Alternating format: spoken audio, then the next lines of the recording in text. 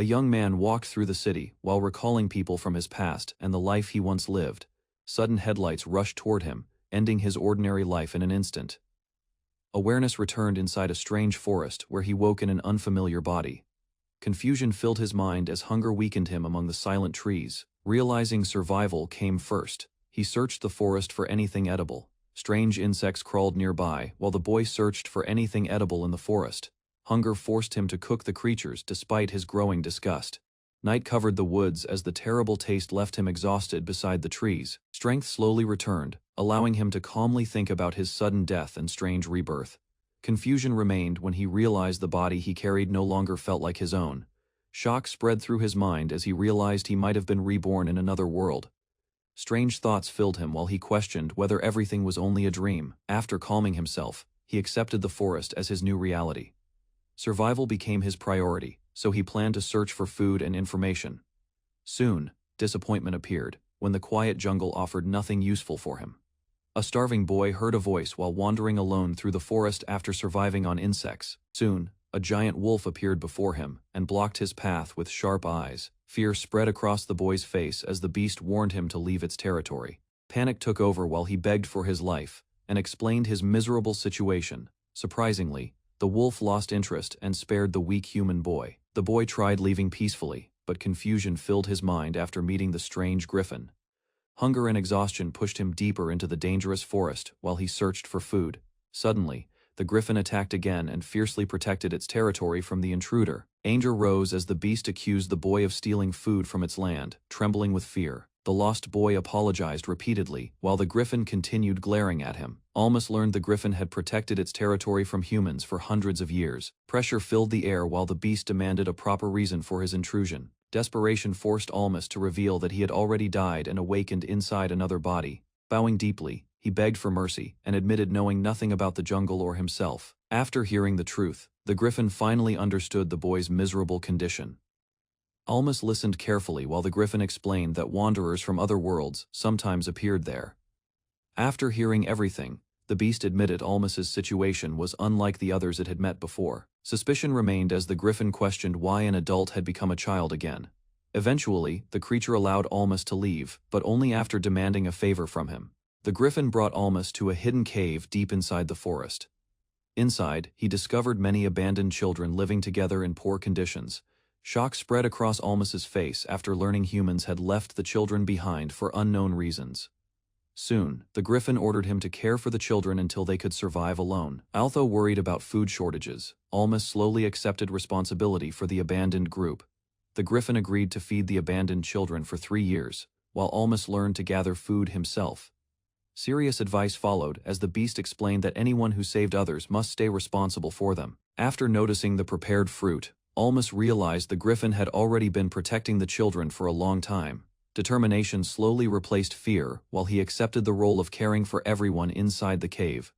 With a calm smile, Almas introduced himself as the new leader of the group. Shock crossed Almas's face after he discovered the children inside the cave spoke an unfamiliar language. Calmly, the griffin revealed that people from other worlds normally could not understand local speech. Curiosity replaced confusion once Almas learned about the divine blessing that allowed communication between races. To solve the problem, the griffin decided to temporarily lend that special power to him. Relieved by the unexpected help, Almas prepared himself to lead and protect the abandoned children. Almas became amazed after learning the griffin possessed 12 different divine blessings. Doubt filled his mind while he questioned whether such powers were normal in this world. Patiently, the griffin explained that useful blessings were actually very rare among living beings. Soon afterward, Almas tested the borrowed language blessing and accidentally spoke unfamiliar words. Excitement spread through the cave as the children finally understood him and gathered around their new leader. Tension rose after Ron proudly introduced himself as the leader of the children inside the cave.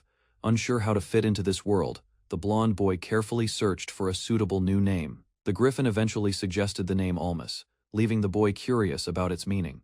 Rather than overthinking it, Almas accepted the name and calmly introduced himself to Ron. Doubts faded once the griffin confirmed his honesty, allowing the children to begin introducing themselves as well. One by one, the children introduced themselves to Almas and revealed their ages and backgrounds. Quiet personalities mixed with energetic behavior. As more children joined the introductions inside the cave, Suspicion still remained because several older children refused to immediately accept Almas as their leader. Instead of getting angry, Almas calmly explained that he only wanted everyone to get along peacefully. Soon the lively atmosphere returned, while the abandoned children slowly opened their hearts to him. Almas promised to protect the abandoned children while noticing the sadness hidden behind their behavior. He decided agriculture would become the first step toward building a stable future. Almas decided the children must survive through agriculture before their support ended. Doubt spread among the group because none of them understood farming or hard labor. Deep inside the jungle, they cleared trees and loosened the soil to prepare farmland. Exhaustion and limited manpower created problems, while the children struggled to continue working. Facing uncertainty, Almas searched for another method to secure a future for everyone. Almas realized the remaining valuables could be traded for farming tools and useful supplies. Soon after, he gathered the objects while Griffin returned with unexpected assistance. Hidden inside the forest, abandoned weapons and loot were discovered among old remains. Tetra inspected the swords carefully as Almas planned to exchange them for equipment. Although food shortages remained a concern, the group continued searching for softer land to cultivate. Almas searched for someone knowledgeable enough to help trade the collected weapons safely. Tetra revealed information about nearby kingdoms and the dangerous political situation surrounding the region. Hearing about war and famine, Almas realized adults could easily steal their valuable weapons. To avoid trouble, he decided to use Griffin's authority as protection during negotiations. After discussing the risks, Almas selected Tetra to accompany him on the trading journey. Far from the jungle, Almas and the children entered Damargar territory to begin trading supplies. Inside the village, several steel and bronze swords were presented to the local elder for inspection. After hearing Griffin's name, the elder immediately called a blacksmith to examine the weapons closely. Satisfied with the quality, the merchants exchanged the swords for iron tools needed for farming. Despite receiving fewer items than expected, the group remained hopeful about improving their future settlement. Almas realized hunting and fishing alone would never support all the children for long. Seeking permission, he shared his farming plan with Griffin deep inside the jungle territory. During the discussion, Griffin revealed an abandoned area once destroyed by a deadly epidemic decades earlier. Curious about the forgotten place, Almas followed Griffin to inspect the land from above the forest. Riding across the sky, Almas endured the frightening journey while searching for a suitable farming location. While flying above the jungle, Griffin pointed Almas toward a ruined settlement in the distance. From the sky, abandoned buildings and empty streets slowly came into view beneath them. After landing nearby, Almas carefully observed the destroyed village and its surrounding environment. Rather than reclaiming occupied land, Griffin explained that the ruins could be freely taken and restored. Exploring the area further, Almas discovered clean water and realized the settlement could support new life. Almas inspected the ruined houses and wondered whether the abandoned buildings were still livable. While exploring deeper, he considered using the village as a temporary shelter for the children. Beyond the empty streets, Almas discovered fertile land covered by grass that remained suitable for farming. After learning about the old famine, he questioned Griffin about the disaster that destroyed the settlement. Griffin finally revealed the village had fallen because of a mysterious curse feared by humans. Almas learned the destroyed settlement had been abandoned because humans feared deadly curses and magic. Griffin assured him the jungle remained protected and no sorcerer could threaten the territory again. As the sun began to set, Almas prepared to return and gather the children for relocation. Soon afterward, the group arrived at the ruins where Almas proudly declared the settlement their new home. Seeing his determination, the children gradually accepted Almas as the leader of their growing community. After reaching the ruins, the children slowly stopped fighting and began acting like a family under Almas. Later, Almas started teaching farming methods to help everyone build a stable future together. Almas introduced crop rotation to improve farming and help the settlement produce food more efficiently. Using his knowledge, he explained how clover, cattle, and soil nutrients could support long-term agriculture. Although the others struggled to understand everything, Almas continued teaching methods to increase harvest productivity. After planning the farmland, the children focused on repairing the ruined houses throughout the settlement. Together, everyone worked across the village, slowly rebuilding homes and creating a stable place to live. While rebuilding the settlement, Almas planned to raise goats to support the children with food and resources. Drawing from his past experience, he explained that goats were easy to care for and useful for survival. At the same time, Almas warned the group that poor nutrition could create serious problems in the future. Listening carefully, Tetra understood his efforts to protect everyone and improve their daily lives. The group considered exchanging weapons for livestock, though distance and famine complicated the plan. Griffin helped control the goats, while the children struggled to guide the frightened animals safely. After securing the livestock, Almas noticed bows and arrows suitable for hunting around the settlement. Using the new weapons, he practiced archery and prepared the group to improve their hunting skills. Soon, the children competed playfully, while trying to imitate Almas and hit the distant targets.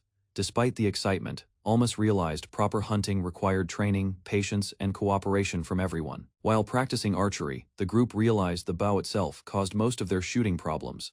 To everyone's surprise, Graham accurately struck the target, despite having little previous experience with hunting. After seeing her talent, the children eagerly asked Graham to teach them proper shooting techniques. Recognizing her skill, Almas decided Graham would eventually take responsibility for supporting future hunting efforts. Meanwhile, Almas introduced simple sling tools so the others could also learn ranged hunting methods. Almas taught the children how to use slings for hunting birds and defending the settlement more effectively.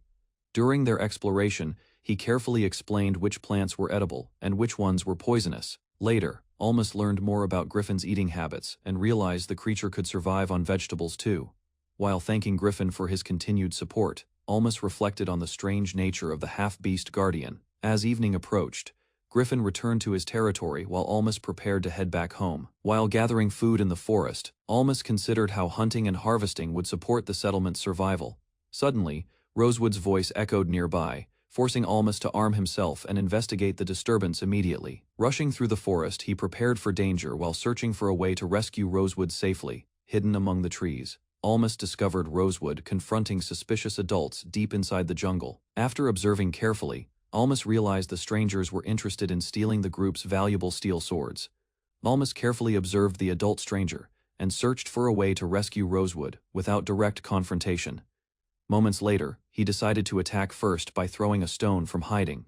Almas distracted the suspicious man by throwing a stone from hiding near the forest path. Taking the opportunity, he guided Rosewood away, while the injured stranger reacted in confusion. As Rosewood escaped, Almas stayed behind and ordered him to keep running without stopping. Determined to protect the child, Almas prepared himself to delay the pursuing adult alone.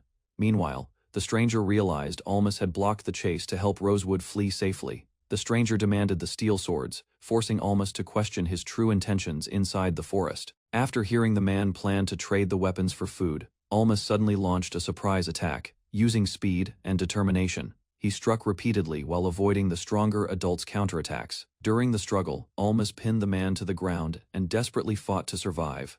Exhausted from the violent clash, both fighters collapsed while the tense battle finally came to an end. Shaken by the fight, Almas realized more enemies could appear if the nearby villages learned about their weapons. After collapsing from exhaustion, he was quickly found by the children rushing through the forest. Seeing the defeated stranger nearby, the group worried while Rosewood checked Almas's condition carefully. Although badly shaken, Almas reassured everyone that he had survived the dangerous confrontation. Later, the children apologized for causing trouble while Almas admitted he was still unaccustomed to violence. After the battle ended, Almas explained the incident to Griffin while trying to remain calm. Listening carefully, Griffin reminded him that even humans and animals fought each other to survive. Although Almas understood the reasoning, he still struggled to accept killing as part of responsibility. Before leaving, Almas showed Griffin the broken wooden weapon damaged during the confrontation. Seeing the shattered wood, Griffin became surprised by the unusual strength Almas displayed during the fight. Griffin warned Almas about dangerous creatures that once existed far beyond the jungle territory. Curious about his unusual power, Almas questioned Griffin and learned it might be a mysterious blessing.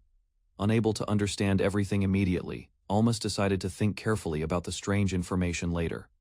Half a month later, the settlement successfully began farming radishes, despite limited workers and small harvests. During the work, the children suddenly panicked after discovering worms hidden throughout the farmland. After pests spread across the farmland, Almas introduced daisies as a natural method to protect the crops. Working together, the children gathered large amounts of flowers to create pest control mixtures for the fields. Later, Almas unexpectedly handed a bouquet of daisies to Tetra during the collection work.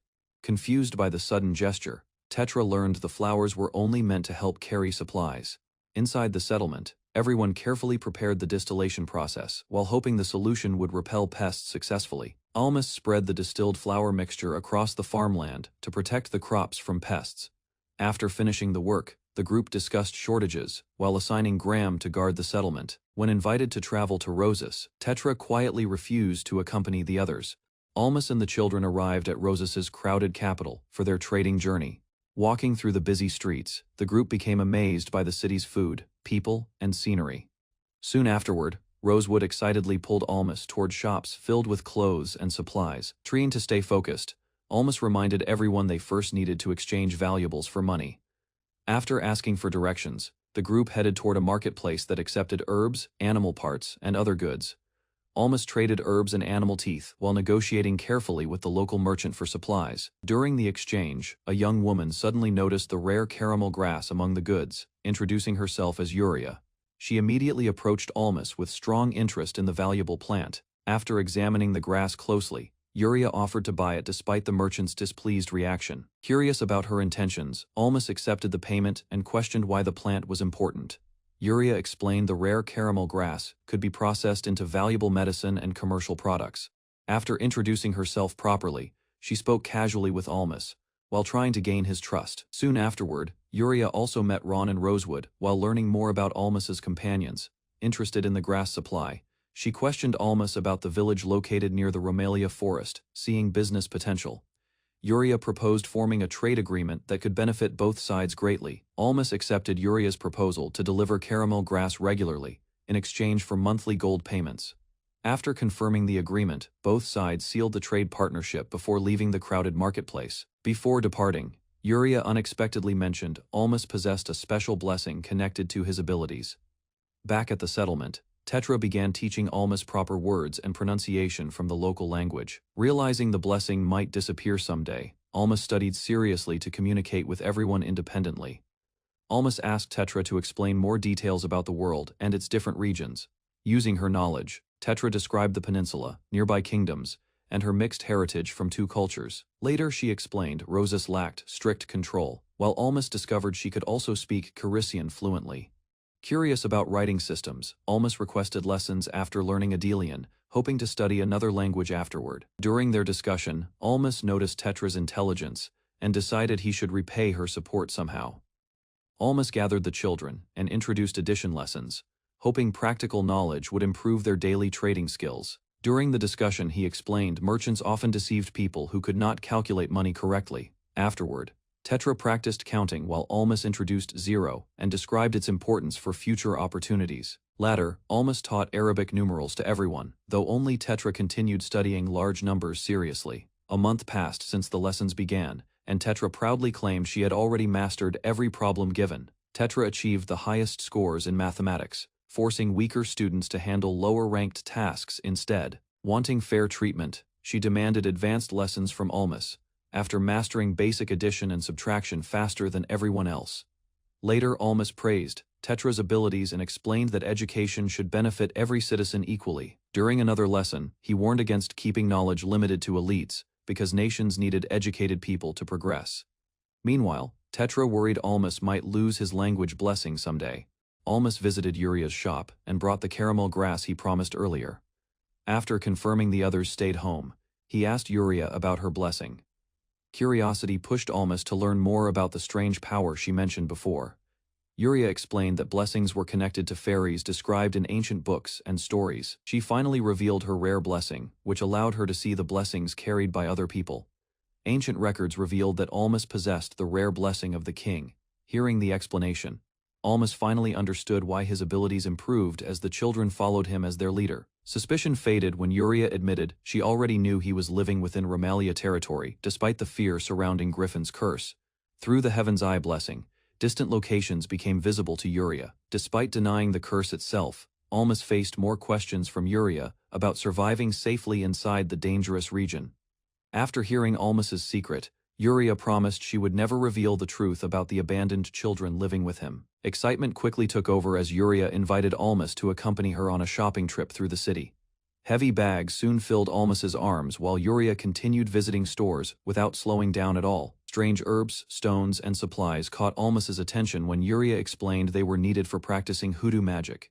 Further explanations revealed that hoodoo involved medicine, barriers, curses, and many other skills used to help people. Yuria explained that people believed advanced witches caused the famine through powerful human curses. Hearing that, Almas realized only a nation could create a curse large enough to kill thousands. Although worried, Yuria listened when Almas invited her to visit Romalia someday. Interest appeared on her face while Almas hoped to learn more hoodoo magic later. Rather than accepting money, Yuria simply called Almas her friend, leaving him surprised. Yuria insisted that true friends should help each other, making Almas finally accept her kindness. Discussion about hoodoo revealed that most users were women, while Almas lacked the talent to learn it. Curiosity remained strong as Almas asked about the rare people capable of mastering the remaining abilities. Before Yuria could explain more about her home, someone suddenly called out to her from the street. A large man named Balton appeared soon after, introducing himself as Yuria's bodyguard while Almas watched nervously. Balton thanked Almas for helping Yuria, while taking over the heavy bags she bought earlier. Jokes about Balton's smell quickly embarrassed him as Yuria, and Almas continued teasing the large bodyguard. After saying goodbye to Yuria, Almas watched Balton carry the supplies away with ease. Back home, Almas explained that expensive goods like salt and clothes forced the group to become self-sufficient. A new plan soon began, when Almas decided the children would start making pottery and produce kilns. Almas organized the children to build a traditional kiln on a nearby slope for making pottery. Hard labor slowed the work, yet everyone continued cutting trees and preparing materials for the kiln. While trading with Yuria, Almas searched for valuable goods that could be exchanged for clothes and salt. Durable pottery from Chrysia soon caught his attention because nobles highly valued its quality and appearance. Information about fragile local pots helped Almas realize stronger pottery could become an important product. Memories from his previous world guided Almas toward using anagama kiln methods for durable pottery production. Careful heat control inside the closed kiln finally allowed the group to create strong black suware pots. Almas decided suware pottery would become the village's first specialty product through the new anagama kiln. Using his blessing, Almas easily cut trees while the children prepared materials around the slope. Later clay was discovered nearby, giving the group an important material for pottery production. Careful construction focused on making the kiln airtight so stronger heat could create durable suware pots. Once the kiln was completed, Almas prepared everyone for the next stage of crafting pottery by hand. While shaping pottery together, the children caused chaos by throwing clay around the workshop. Almas reminded everyone that large amounts of tableware and pots were still needed for the village. Many fragile pots cracked during drying, but the group continued, learning from their mistakes. Excitement spread after the kiln produced a beautiful black pot far better than ordinary reddish pottery. Although several pots broke, Almas praised the results and encouraged everyone to improve next time. Almas carefully arranged firewood while preparing charcoal for the kiln with the children. After sealing the kiln, he started the fire and waited for the charcoal to finish burning. During the process, Almas explained oxygen and fire to the confused children beside him. Simple lessons about burning and oxygen slowly helped the group understand the kiln's workings. Trouble appeared when air leaked inside the kiln, making Almas realize the structure still needed improvement. After winter ended, Griffin entrusted the children living in the forest to Almas once again. Questions about taxes made Almas explain how powerful nations collected labor, goods, and money from citizens. Hearing that Rosas demanded lower taxes than other kingdoms surprised the children around him. Suspicion soon grew when one girl admitted her family once belonged to Rosas's citizens. Further discussion revealed her family had served the noble Ash family as landlords before trouble began. Almas learned that Tetra's family lost everything after conflict and heavy taxes destroyed the Ash family. Shock spread across the room when Tetra suddenly ran away after hearing the painful truth. Almas chased after her and found Tetra crying alone in the empty street. Tetra tearfully admitted she already suspected her parents had died during the conflict. Later, Almas quietly reflected on the painful experiences Tetra had endured throughout her past. Almas learned from the others that Tetra rarely cried despite her painful past. Relief spread among the children after confirming Tetra had finally calmed down safely. While Tetra rested quietly, Almas warned everyone not to embarrass her after waking up. Standing outside later, Almas reflected on Tetra, the village, and their uncertain future ahead. While visiting Rosa's kingdom, Almas asked Yuria if he could meet her father someday. Surprise appeared on Yuria's face. Though she eventually agreed after hearing Almas's serious thoughts, Almas explained that gaining support from influential people was necessary for protecting the village's future. Confusion grew when Yuria guided him toward the royal palace instead of an ordinary home. Shock struck Almas after discovering Yuria's father was actually the king of Rosas himself. Almas formally greeted the king of Rossus and thanked him for allowing Yuria to become his friend. The king revealed that Yuria rarely made friends because she spent most of her life studying magic. Careful questions soon exposed Almas's goal of finding powerful allies to support his village. Understanding the situation, the king promised assistance as long as Almas treated Yuria sincerely. Discussion later shifted toward the abandoned children living inside Ramalia Forest and the kingdom's responsibility. The king of Rossus thanked Almas for protecting abandoned children living inside the dangerous forest. Generous conditions soon followed when the king offered citizenship and 5 years without taxes for the village. Relief appeared on Almas's face after accepting Rossus' citizenship and promising future tax payments. Concern later returned when Almas learned several Ash family children might not survive the coming winter. After hearing the request, the king agreed to help 3 children once he confirmed the village's situation himself. Almas made one final request by asking permission to continue being friends with Yuria and teach her mathematics. The king revealed Yuria struggled badly with mathematics, despite her talent in many other subjects. Simple calculations quickly proved Yuria's weakness, leaving everyone embarrassed by the results. In exchange for teaching lessons, Almas received payment from the kingdom and reluctantly accepted the work. Afterward, the king quietly admitted he had taken a strong liking to Almas's character. The king allowed Almas to tutor Yuria, believing lessons from a close friend would help her improve faster. Private discussions revealed the king viewed Almas as a valuable investment because Griffin supported him. Stories about Griffin raising children inside the forest were expected to attract strong public attention. Concerns still remained, so the king planned to observe Almas personally before placing complete trust in him. Regret surfaced afterward when the king admitted his failure to protect the powerful Ash family in the past. Political tension increased as neighboring kingdoms and noble families slowly began losing trust in Rossus. Anger spread through the palace after enemy troops crossed into their territory without permission. Despite the crisis, the king and his brother found comfort in watching Yuria grow safely. Yuria later spoke calmly about fate and her mother's death, leaving the adults speechless. Embarrassing family discussions ended quickly when Yuria suddenly sneezed during the heated argument. Heavy political problems troubled the king, though his greatest wish remained Yuria's happiness. Despite fearing Rossus's downfall, the king still searched for hope while observing Almas and Griffin's children. Far away, Almas unknowingly began actions that would eventually influence the entire continent's future.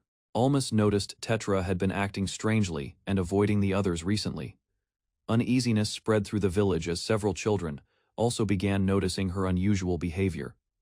Concerned for her condition, Almas carefully asked Tetra about the burden troubling her mind. After receiving a promise of secrecy, Tetra finally admitted she had been hiding something important. The truth emerged when Tetra revealed she belonged to the fallen Ash family targeted during the conflict. Almas accepted Tetra's identity calmly and assured her that nothing between them would change. Relief finally appeared on Tetra's face after hearing Almas treat her the same as before. Pain soon returned when Tetra admitted she believed her parents were already dead. Hatred toward Robert Firm grew stronger after learning he betrayed the Ash family for status and power. Silence followed when Almas carefully asked whether Tetra wished to take revenge against him. Tetra admitted she wanted revenge, but feared losing the peaceful life and friends she finally found. Almas reassured her that nobody in the village would ever abandon her for her past. Memories of her parents' words slowly comforted Tetra and eased her worries. A quiet smile appeared when Almas promised to protect both Tetra and everyone living beside him. Trust finally returned as Tetra vowed to support Almas if he ever sought revenge against Robert Firm. Tetra asked Almas not to carry every burden alone because he had become precious to her. Embarrassment spread after Almas compared their relationship to siblings while trying to comfort Tetra. Flustered emotions finally burst out when Tetra admitted she also cared deeply about him. Their private moment ended after Soyen suddenly appeared while carrying crops from the garden. Rumors quickly spread through the village, though Almas realized Tetra had returned to her usual cheerful self. More than a year passed, and Almas reached 14, while becoming skilled in the Adelina language. Meanwhile, Tetra's reading and writing abilities improved greatly through constant study beside Almas' tax payments.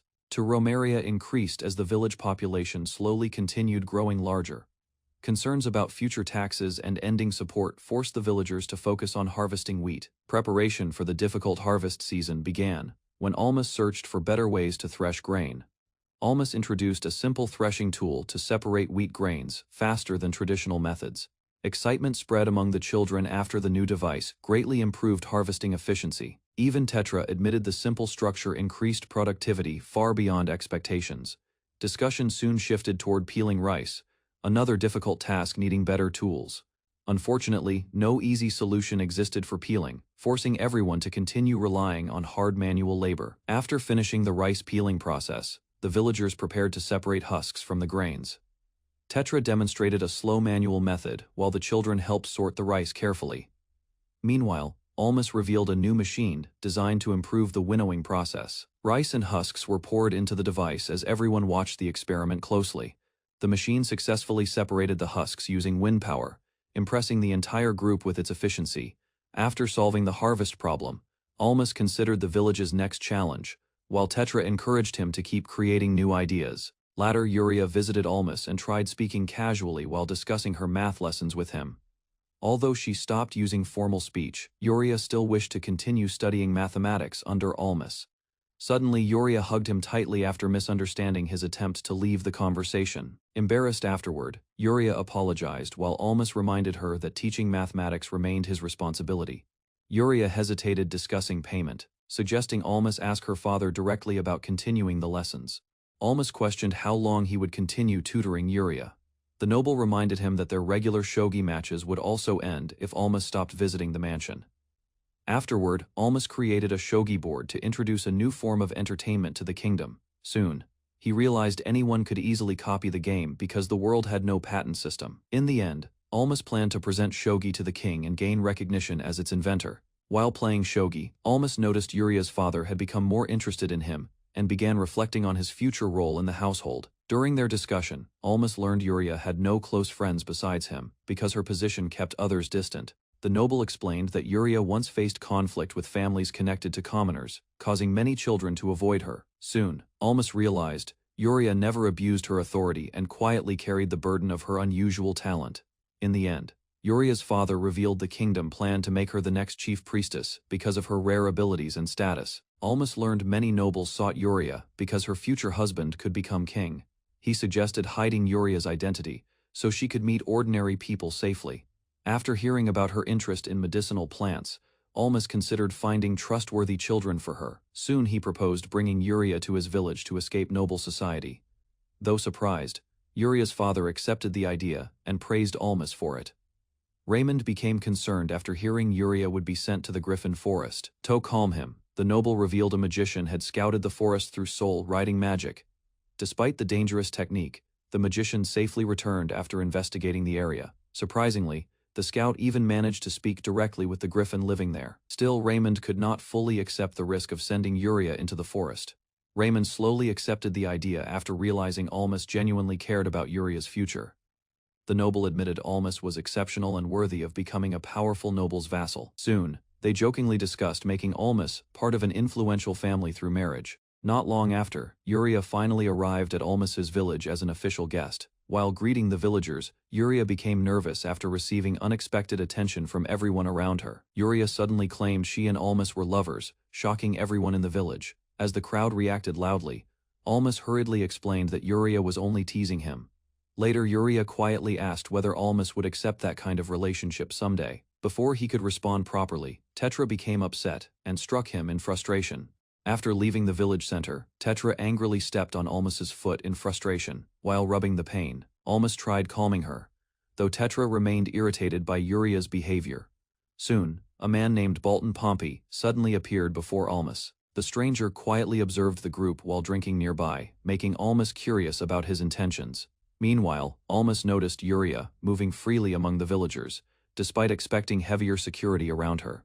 Bolton explained that the king trusted Almas enough to let him protect Yuria alone. Instead of accepting the praise, Bolton casually joked about neglecting his duties. Almas warned that such behavior could become dangerous if the king discovered it. Tetra continued glaring nearby while Almas prepared to reveal a hidden matter. Soon, Bolton disclosed that Tetra was actually connected to the Rosas royal family through an important bloodline. Tetra revealed her dislike for political marriage and wished to live more freely away from noble expectations. During the gathering, Yuria and Tetra quickly drew attention from the surrounding villagers. Nearby, Bolton quietly observed the girls while continuing to drink without concern. Wanting to help the village grow, Almas proposed teaching children how to use voodoo magic.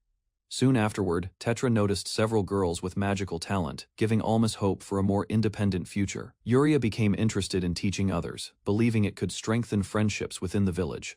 Bolton praised Almas for becoming a guard, and reminded him that skill mattered more than status in Roses.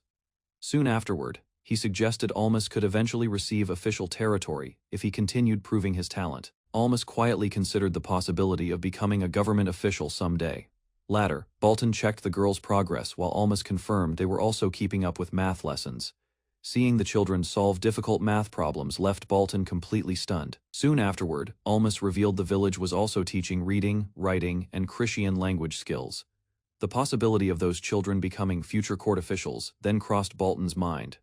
Curious about the village's growth, he began asking Almas about the farming methods used in the fields. Impressed by the explanation, Bolton decided to present Almas's agricultural ideas to the king himself. Bolton examined Almas's unusual machine, and learned it was a tool used for winnowing grain. After seeing more inventions, he realized the village contained many valuable agricultural ideas. Meanwhile, Almas explained ways to improve the machine, and offered design plans for failed prototypes.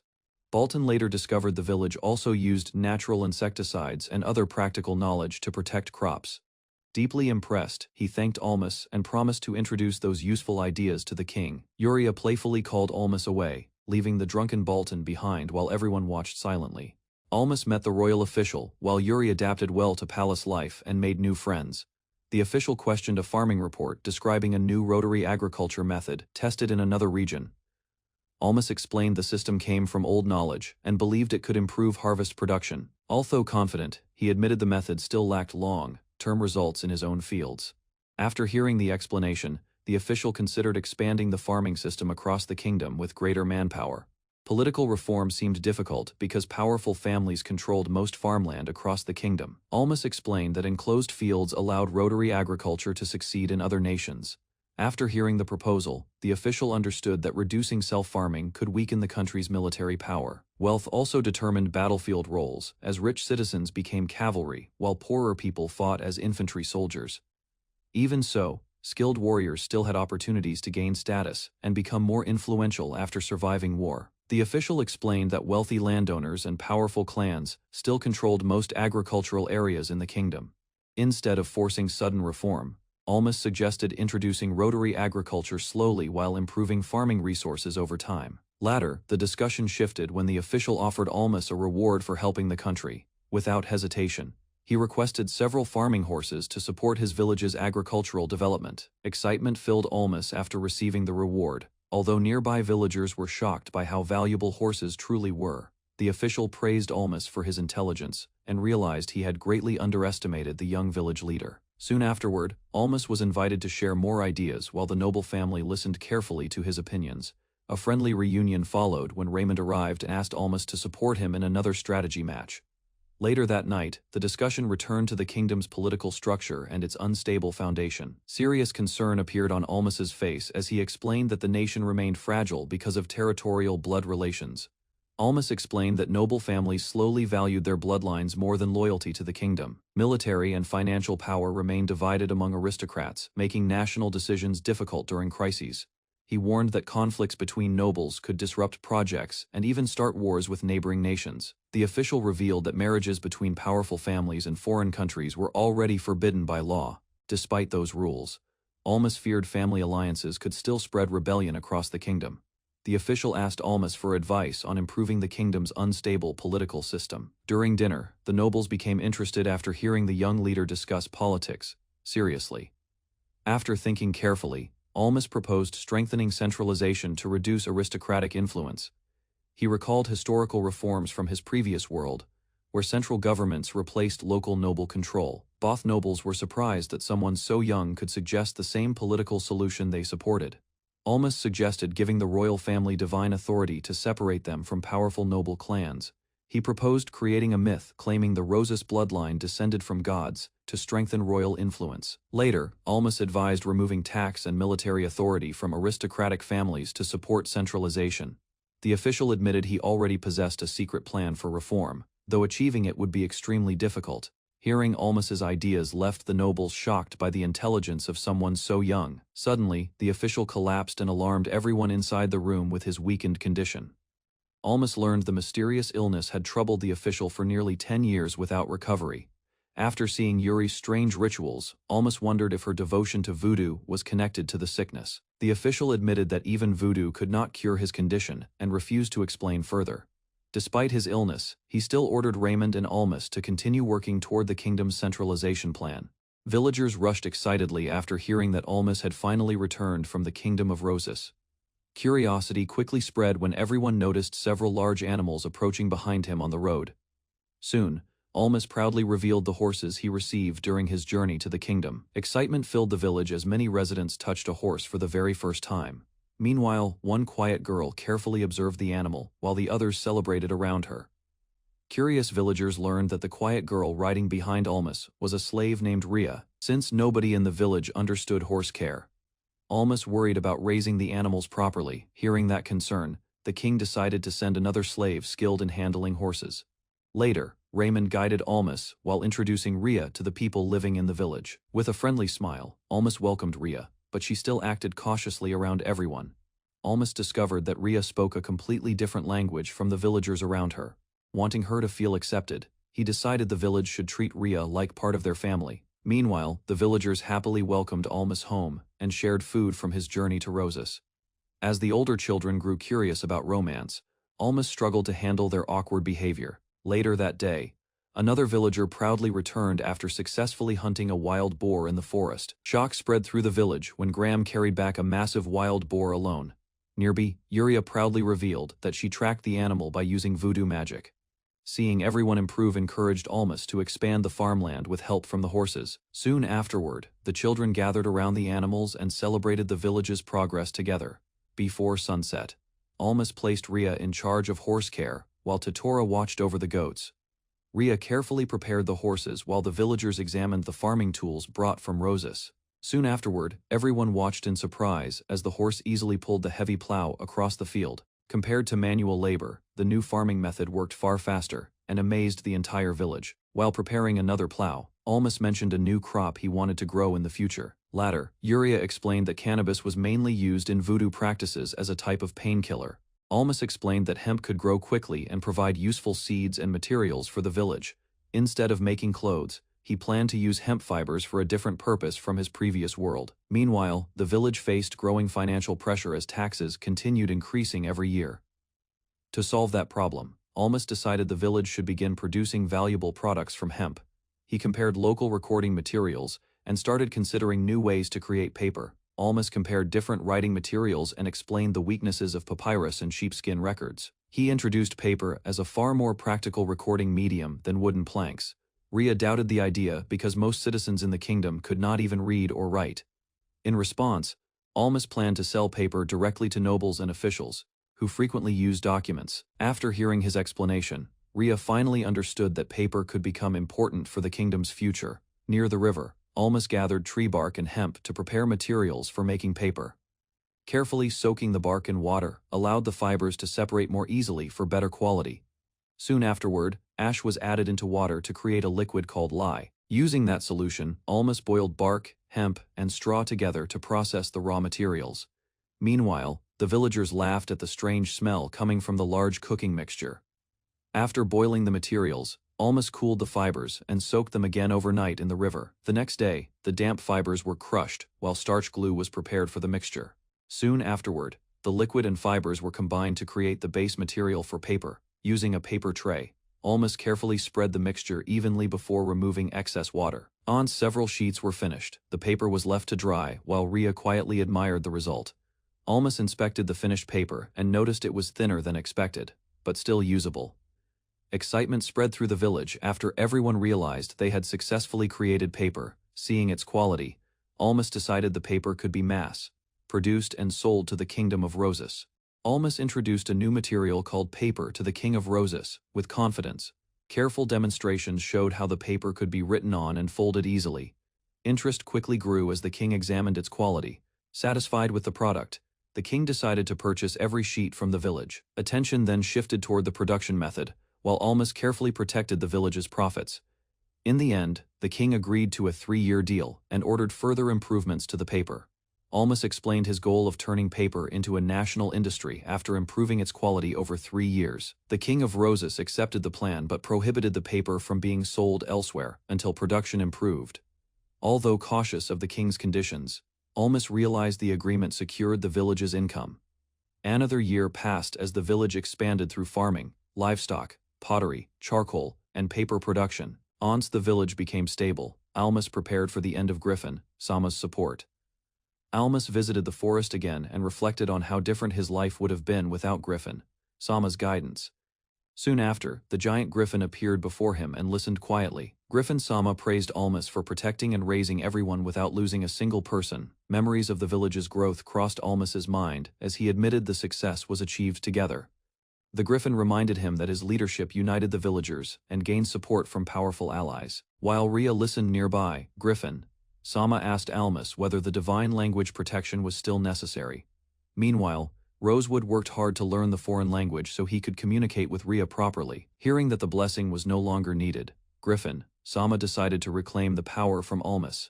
Before leaving, the giant Griffin demanded regular visits and proper gratitude from him. Rather than asking for anything grand, Griffin Sama only requested a steady supply of alcohol, surprising Almas.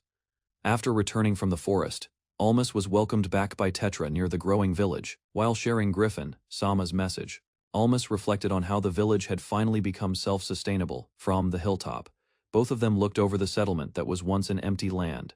Memories of everyone's hard work filled Almas with pride as he remembered the struggles they overcame together. Seeing the village thrive at last, Almas decided it was time to gather everyone once more. After gathering the villagers together, Almas announced that he had something important to discuss. Using the kingdom's plentiful harvest as proof, he explained that the famine in Roses had finally ended. Attention then turned to the children born in Roses, as Almas stated they could now return to their families. One by one, the villagers realized many of them finally had the chance to go home again. Despite concerns about losing workers, Almas believed the decision was still the right thing to do. Almas explained that children who still had families should return home, now that Griffin Sama's agreement had ended. However, several older children remained silent, unable to accept the idea so easily. While Almas tried to reassure everyone, Rosewood suddenly questioned the decision with visible frustration. Confused by the reaction, Almas wondered if losing Griffin Sama's blessing had affected his words. Rosewood finally admitted that although they loved their parents, being abandoned in the past was not easy to forgive. Several villagers feared they would be abandoned again, or even sold away if they returned home. Hearing their worries, Almas slowly realized none of them truly wished to go back. The painful possibility of neglect from their former parents forced him to reconsider his decision. Memories of his own past and complicated feelings toward family resurfaced inside his mind. Filled with regret, Almas admitted he had carelessly forced his personal ideals onto everyone else. The villagers reminded Almas that they loved him because he had always protected and guided them. Soon after, everyone begged him not to abandon them and asked him to remain their leader. When asked who still wished to return to their parents, silence spread through the crowd. Instead, nearly every villager raised their hands to continue following Almas into the future. Remembering how they once cried for their parents, Almas could not understand why everyone had chosen him instead. Tetra gently reminded Almas that everyone in the village truly cared about him. Overwhelmed by their support, Almas accepted his role as leader and promised to guide the village forward. Soon after, he began suspecting the villagers had planned the emotional moment together beforehand. Laughter spread as everyone casually revealed parts of the plan behind the dramatic gathering. In the end, Almas discovered Ron had even prepared the final speech meant to make him cry. Surrounded by joyful villagers, Almas quietly realized how fortunate he was to belong there. Almas watched several girls perform voodoo magic during their daily ritual. The strange practice looked ordinary to them, but he still found it difficult to understand. While the women prepared a barrier around the village, Almas stayed nearby and carefully observed their work without disturbing their concentration. Later, Tetra handed him mysterious supplements made through voodoo magic. Although uncertain about their safety, he accepted them cautiously. Before drinking the supplements, Almas became distracted when several goats suddenly arrived near the village. The strange medicine quickly affected his body, leaving him shocked and unable to stay calm afterward. Almas listened as the girls explained how their voodoo magic worked. One of them demonstrated a curse that slowly caused a tree to wither after several hours. Later, another girl trained by covering herself with animal fur to hide her scent while moving through the forest. Almas immediately noticed the terrible smell. The training quickly failed when Ruru lost control and behaved like a wild animal instead of a normal person. While the others tried to calm the situation, the group realized Ruru had accidentally blended too deeply with the animal during the ritual. After remembering an earlier technique, Almas became impressed by the strange voodoo magic that allowed souls to move into animals. While speaking with Soyen, Almas learned that transforming into an owl had left her with several strange habits even after returning to normal. Hearing the story, the other girls immediately reacted with annoyance and began blaming Soyen for the embarrassing incident. After watching many demonstrations, Almas started believing that voodoo magic lacked practical value compared to ordinary magic. Trying to change his opinion, one of the girls created a small flame through voodoo magic to demonstrate another possible use. Even though the fire vanished within seconds, curiosity spread among the group as they requested another demonstration of the unusual technique. Late at night, Almas learned that Yuria wanted to try using voodoo magic for something important outside the village. Under the moonlight, he walked through the quiet streets while preparing himself to wake the children for their daily routine. Before returning to the village, Almas headed toward the river to wash his face and clear his mind. Reaching the water, he unexpectedly discovered Yuria bathing alone in the river and quickly turned away in shock. After calming down, Almas noticed a strange birthmark near Yuria's hip, causing his curiosity about her past to grow even stronger. While standing near the river, Almas closely examined the strange mark on Yuria's body and realized it resembled the crest of an influential family. Memories from his previous world made him compare the symbol to tattoos, though he understood that such marks carried special meaning in Adelnia.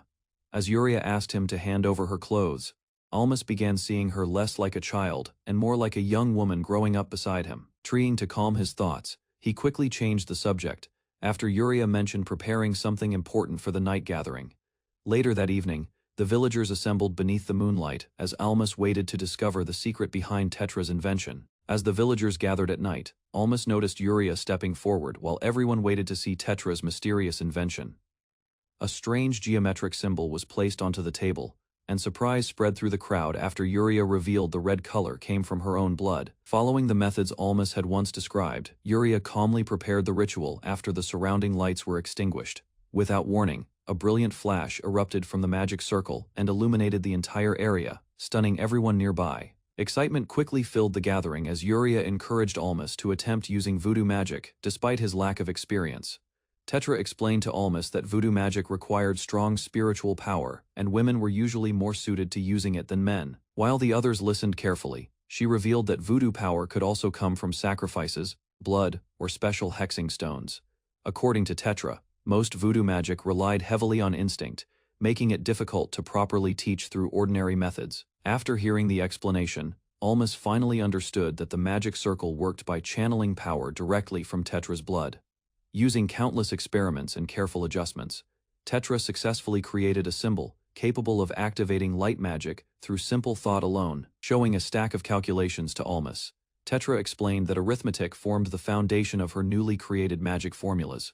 Hearing the explanation, Almas realized Tetra had transformed voodoo magic from vague rituals into something closer to a true science. Although impressed by the discovery, the others worried that relying on formulas might eventually change the identity of voodoo magicians themselves. Tetra calmly admitted that some concepts, including emotions and certain mathematical ideas, still could not be fully explained through arithmetic alone. Excitement spread through the group after they understood that combining voodoo magic with magic formulas would allow ordinary people to use magical power more easily. As the discussion continued, the group realized that some forms of magic could be explained through symbols, while others remained impossible to define. After hearing everyone's opinions, Tetra allowed Almas to decide how this newly developed form of magic should be classified. Thinking carefully for a moment, Almas suggested calling the new system sorcery instead of ordinary voodoo magic. The others quickly accepted the name, believing it suited the newly reformed magic far better than the old terminology. With great pride, Tetra declared herself the world's first true sorcerer, while Almas quietly worried about how ambitious she had become. 1 year later, the once small settlement had grown into a larger village, filled with houses, farmland, and stronger defenses. While walking through the busy streets, Almas noticed how lively the village had become after many new people settled there. Most of the newcomers were refugees escaping heavy taxes and poverty from nearby kingdoms, causing the population to rise rapidly. As repairs continued around the village, Almas carefully observed the adults they had accepted into their growing community. Fortunately, the new villagers adapted well to their new lives, and many eventually formed close bonds with Ron and the others. With the help of new villagers and horse farming, the settlement successfully expanded its fields and increased food production. Walking through the village, Almas felt satisfied after learning that the population now had enough supplies to survive comfortably. Before leaving for another task, he entrusted the remaining village matters to Tetra and headed toward the forest alone. Deep in the wilderness, Almas respectfully offered wine as a gift while attempting to communicate with a mysterious griffin. Although the griffin accepted the offering, the creature considered it far too small, reminding Almas that valuable merchandise carried little meaning to such a powerful beast. While speaking with the griffin, Almas learned that the creature highly valued the wine he had offered, despite calling the amount too small earlier. After discussing the village's progress, the griffin admitted that it still worried about the possibility of Almas's people suffering from poverty again. Remembering ancient conflicts and future dangers, the griffin promised that it might someday lend its strength to Almas or his descendants if necessary. Hearing such unexpected words, Almas became completely stunned and struggled to process the enormous promise he had just received. Although grateful for the griffin's support, he quietly hoped the village would never face a disaster serious enough to require that help. After parting ways with the griffin, Almas finally returned to the village while carrying a large container on his shoulders. The moment he arrived, Yuria greeted him enthusiastically and embarrassed him with her overly affectionate behavior in front of everyone.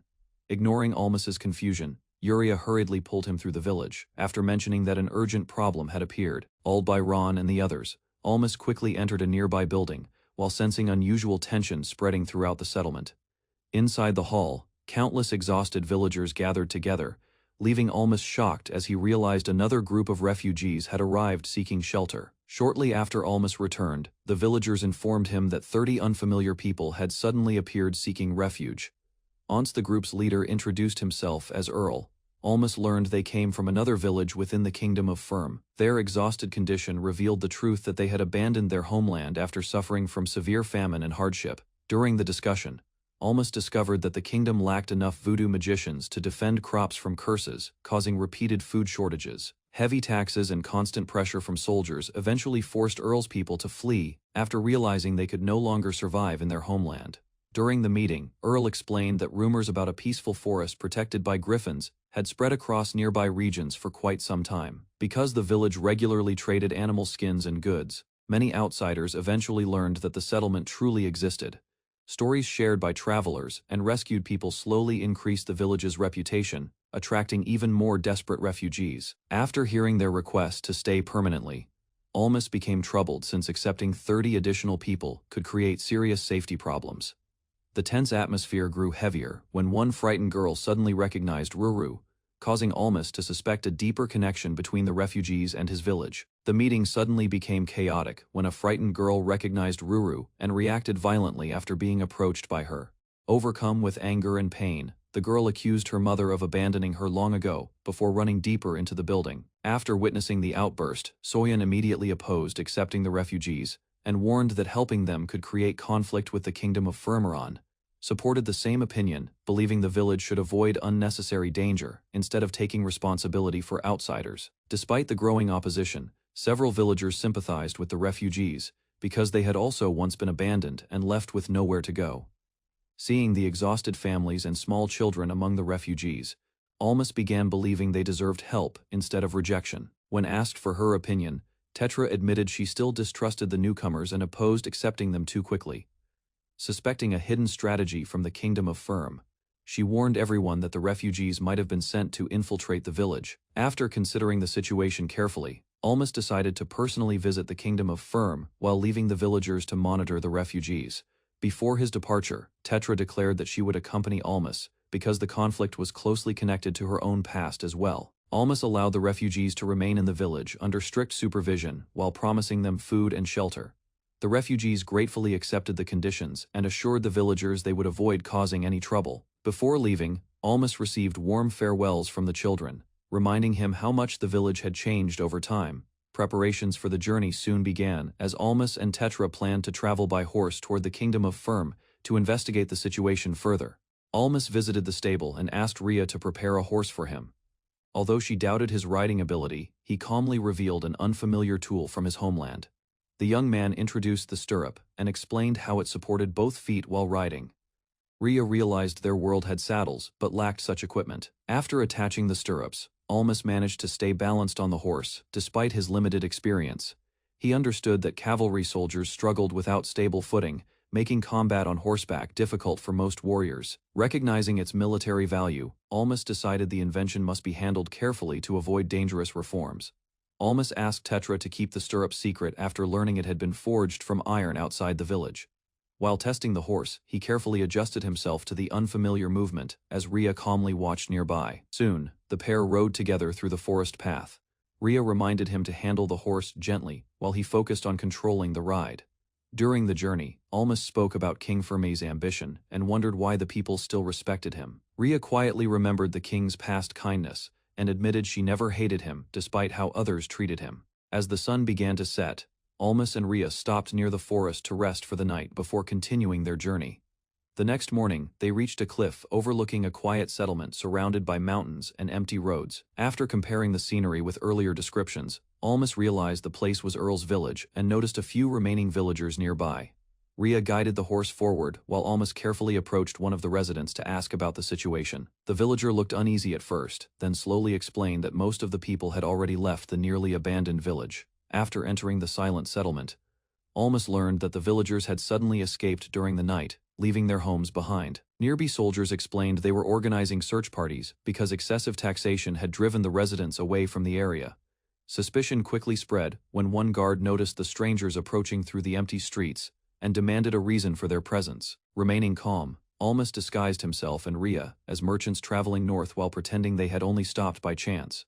Gradually, the tense atmosphere eased after the soldiers accepted dried fruits from Almas and became distracted by admiration for the horse. One of the soldiers suddenly asked whether Rhea was Almas's wife, leaving her completely shocked by the unexpected question.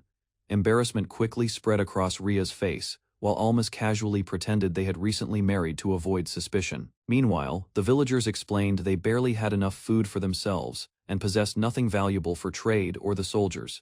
Changing the subject, Almas questioned where the missing villagers had escaped to while sharing food with the nearby guards. According to the soldiers' investigation, the villagers had fled deep into the forest surrounding the mountains.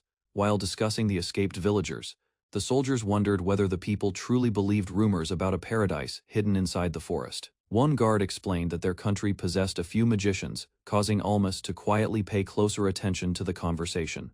Soon after, the soldiers brought out trained dogs and confidently claimed the animals would quickly track the missing villagers. Hearing about soul riding magic used on the dogs, Almas became uneasy and worried about disturbing the dangerous forest territory. Despite their fear, the soldiers continued the mission because the king had ordered them to search without concern for divine punishment. The soldiers revealed that the king no longer wished to forgive the villagers who escaped from the settlement. Instead of rescuing the fugitives, the search parties had secretly received orders to return them as corpses. After hearing the cruel mission, Almas silently realized the danger surrounding both the villagers and his own people. Trying to hide his concern, he calmly announced that he would leave because there was no business left in the abandoned village. As Almas and Rhea departed, she anxiously warned that the soldiers would eventually discover their village, causing him to worry about the coming trouble. After returning to the village, Almas hurried inside because he had already discovered the truth behind the escaped villagers. Without wasting time, he informed the others that Earl and the missing villagers were innocent of any crime. Concern quickly spread among the group as Almas ordered everyone to gather so he could explain the dangerous situation. Soon, the villagers listened carefully while Almas described the soldiers' mission and the threat approaching their settlement.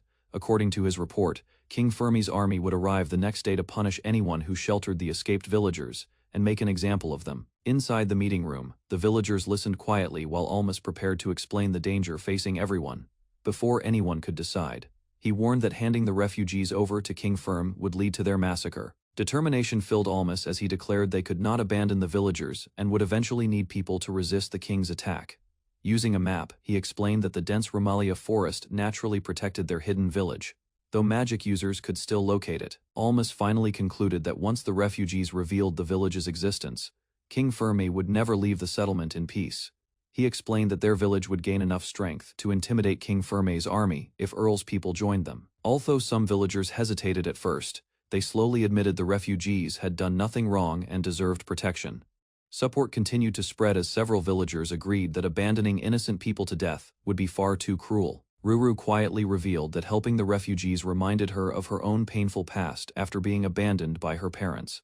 Once nobody opposed the decision anymore, Almas immediately prepared everyone to travel toward the forest and rescue Earl's group.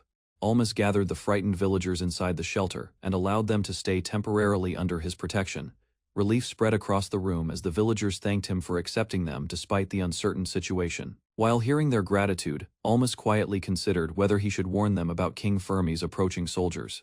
Tension suddenly filled the shelter when a villager hurried toward Almas with alarming news. Panic erupted after a scout reported that King Fermi's soldiers were already marching toward the village. A scout informed Almas that King Fermi's soldiers were moving through the forest and heading directly toward the village. Shock spread among the villagers after Almas explained that the king intended to destroy the village and kill everyone hiding there. Fear quickly overwhelmed the shelter as the refugees realized they had not escaped the king's reach despite fleeing so far away. One villager lowered his head and apologized to Almas for bringing danger and trouble to his peaceful settlement. Instead of abandoning them, Almas calmly decided to resist the king, causing the villagers to kneel and offer their support in the coming fight. The refugees bowed before Almas and thanked him for protecting them, despite the danger threatening the village. After offering his knowledge in trade and negotiation, the young villager gained Almas's trust and agreed to assist with the crisis. Inside his home, Almas quickly gathered information while thinking carefully about how to negotiate with King Ferm. The villager explained that successful negotiation required making the opposing side believe peace was more beneficial than battle. Following that advice, a plan was formed to arm the villagers first and confront King Ferme outside the settlement before negotiations began. Almas worried that defending the village against King Ferm's undefeated commander would only lead to certain defeat. Meanwhile, the villager explained that the enemy army could not move quickly through the forest, making their forces appear stronger than they truly were. After hearing that the soldiers were valuable members of the king's own clan, Almas realized King Ferme would avoid unnecessary losses. The villager then guided Almas through the logic of negotiation by identifying the king's true objective behind the attack. Rather than sacrificing the refugees, the villager insisted that surrendering them would only weaken the settlement and place everyone else in greater danger. The villager explained that King Ferme only needed proof of their deaths to create fear and maintain control over the region. After considering the situation, Almas realized the king would likely collect their clothes as evidence instead of transporting dead bodies. With that idea in mind, Almas asked the refugees to hand over their clothing, so a false proof could be prepared. While searching for useful items, the villager revealed a bronze ring that symbolized adulthood in his homeland. Although the ring appeared inexpensive, the villager explained that it was currently more valuable than any jewel because it could support their negotiation plan. Almas examined the bronze ring carefully after learning that the carving on it represented a clan seal. The villager explained that nearby settlements shared the same symbol, making the ring useful enough to support their deception plan against King Ferm. Meanwhile, King Fermi's soldiers rested in the forest while their ruler complained about chasing fugitives across the region. Without hesitation, King Ferme openly declared that he intended to kill every refugee once they were captured. Around the campfire, the king's brutal decision was accepted by his followers as they prepared to continue the hunt through the night. King Fermi warned his soldiers that showing mercy to the refugees would only inspire more rebellion across the region. During the night camp, one soldier proudly praised the king's strength and celebrated the kingdom's past victories under his rule. Although the soldiers admired King Ferme's leadership, he remained irritated over allowing an important girl to escape from his grasp. Several soldiers believed the missing girl could never survive alone in the dangerous forest for very long. Their discussion ended when a scout suddenly arrived and reported that the refugees' location had finally been discovered to the south. News soon reached King Ferme that the fugitives had hidden themselves inside a village located deep within the forest. Surprise crossed the king's face after rumors connected the settlement to a griffin said to guard the surrounding land. Despite the soldiers' growing fear, a veteran explained that griffins normally avoided interfering in human wars and disputes. Years earlier, that same warrior had once wandered through the forest and unexpectedly come face to face with the griffin itself. Confident that the creature would not interfere, King Ferme ordered his men to advance toward the hidden village during the night. From the hillside, King Ferme observed the large village and noticed that its defenses looked too weak to stop an army. Soon afterward, armed villagers gathered near the entrance while watching the approaching soldiers with caution and tension, rather than attacking immediately. King Ferme ordered his men to stay alert after noticing a single person walking forward alone. Under the moonlight, Almas calmly stepped away from the village and demanded to know why King Ferme had come there. Facing the enemy army without fear, Almas introduced himself as the leader of the village, leaving King Ferme visibly surprised. Almas firmly refused King Ferme's demand because he could not allow innocent refugees to be slaughtered before his people. Amused by the young leader's courage, King Fermi agreed to negotiate but ordered Almas to approach alone. Stepping forward calmly, Almas instructed the villagers behind him to remain quiet and avoid making unnecessary movements back near the village. Several residents grew nervous while Almas reassured them that everything would remain under control. Fear spread among the refugees as one young girl silently prayed for Almas to survive the dangerous meeting with the king. Standing alone before the army, Almas calmly greeted King Firm, while keeping a careful distance from the soldiers. Rather than attacking immediately, King Fermi decided to hear the young village leader's explanation for protecting the fugitives. Using the small size of the settlement as an argument, Almas claimed that accepting the refugees should not create any serious problem. King Firm rejected the suggestion because he believed allowing fugitives to escape without punishment would damage his authority. Trying another approach, Almas proposed that the king only pretend to execute the refugees while secretly allowing them to survive afterward. Carefully raising the bronze rings, Almas used them as evidence that the refugees had become members of his village. Greed soon appeared on King Fermi's face as he demanded every possession and resource owned by the settlement. In exchange for those valuables, the king offered to spare the villagers' lives and leave them with their clothing. Hearing those demands, Almas realized the negotiation was unfolding exactly as Earl had predicted from the beginning.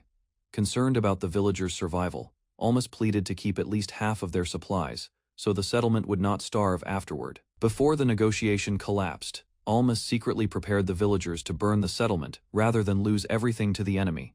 Hearing that threat, King Ferme doubted Almas truly had the courage to destroy his own village and resources. After reconsidering the situation, the king reduced his demand and ordered the village to surrender only 70% of its possessions. Although the price remained severe, Almas accepted the agreement and formally handed over the rings along with most of the village supplies. Once the soldiers finally departed, relief spread through the settlement as Almas celebrated, ending the dangerous confrontation without bloodshed. Following the dangerous confrontation with King Fermi, Almas planned to seek protection and support from King Rosas for the village. Curiosity soon crossed Earl's face as he questioned whether Almas personally knew the ruler of Rosas. Wanting to explain the refugees' situation directly, Earl asked for permission to travel together with Almas. Uncertain about involving him further, Almas struggled to decide if bringing Earl along would truly be the right choice. Just before the departure, Tetra unexpectedly stepped forward and announced that she intended to join the journey too. After thinking carefully about the situation, Almas finally agreed to let Tetra and the others accompany him on the journey. Before leaving the village, Tetra urged everyone to depart quickly while darkness still covered the road ahead. During the trip, Tetra admitted that she had spent her life running from King Firm out of fear and desperation. Hearing her confession, Earl reminded her that many innocent people continued to suffer under King Firmi's rule. Determined to face reality at last, Tetra accepted her responsibility as the final descendant of the Ash family. Despite Almas trying to comfort her, gently encouraging her, Almas told Tetra that she should not force herself into responsibilities she did not truly want. Determination soon appeared in Tetra's eyes as she admitted wanting to stop running from King Firme and face her own future. While traveling through the mountains together, the group watched the sunrise as a new sense of hope slowly formed between them. After gathering her courage, Tetra suddenly confessed her feelings and asked Almas to marry her once the conflict ended.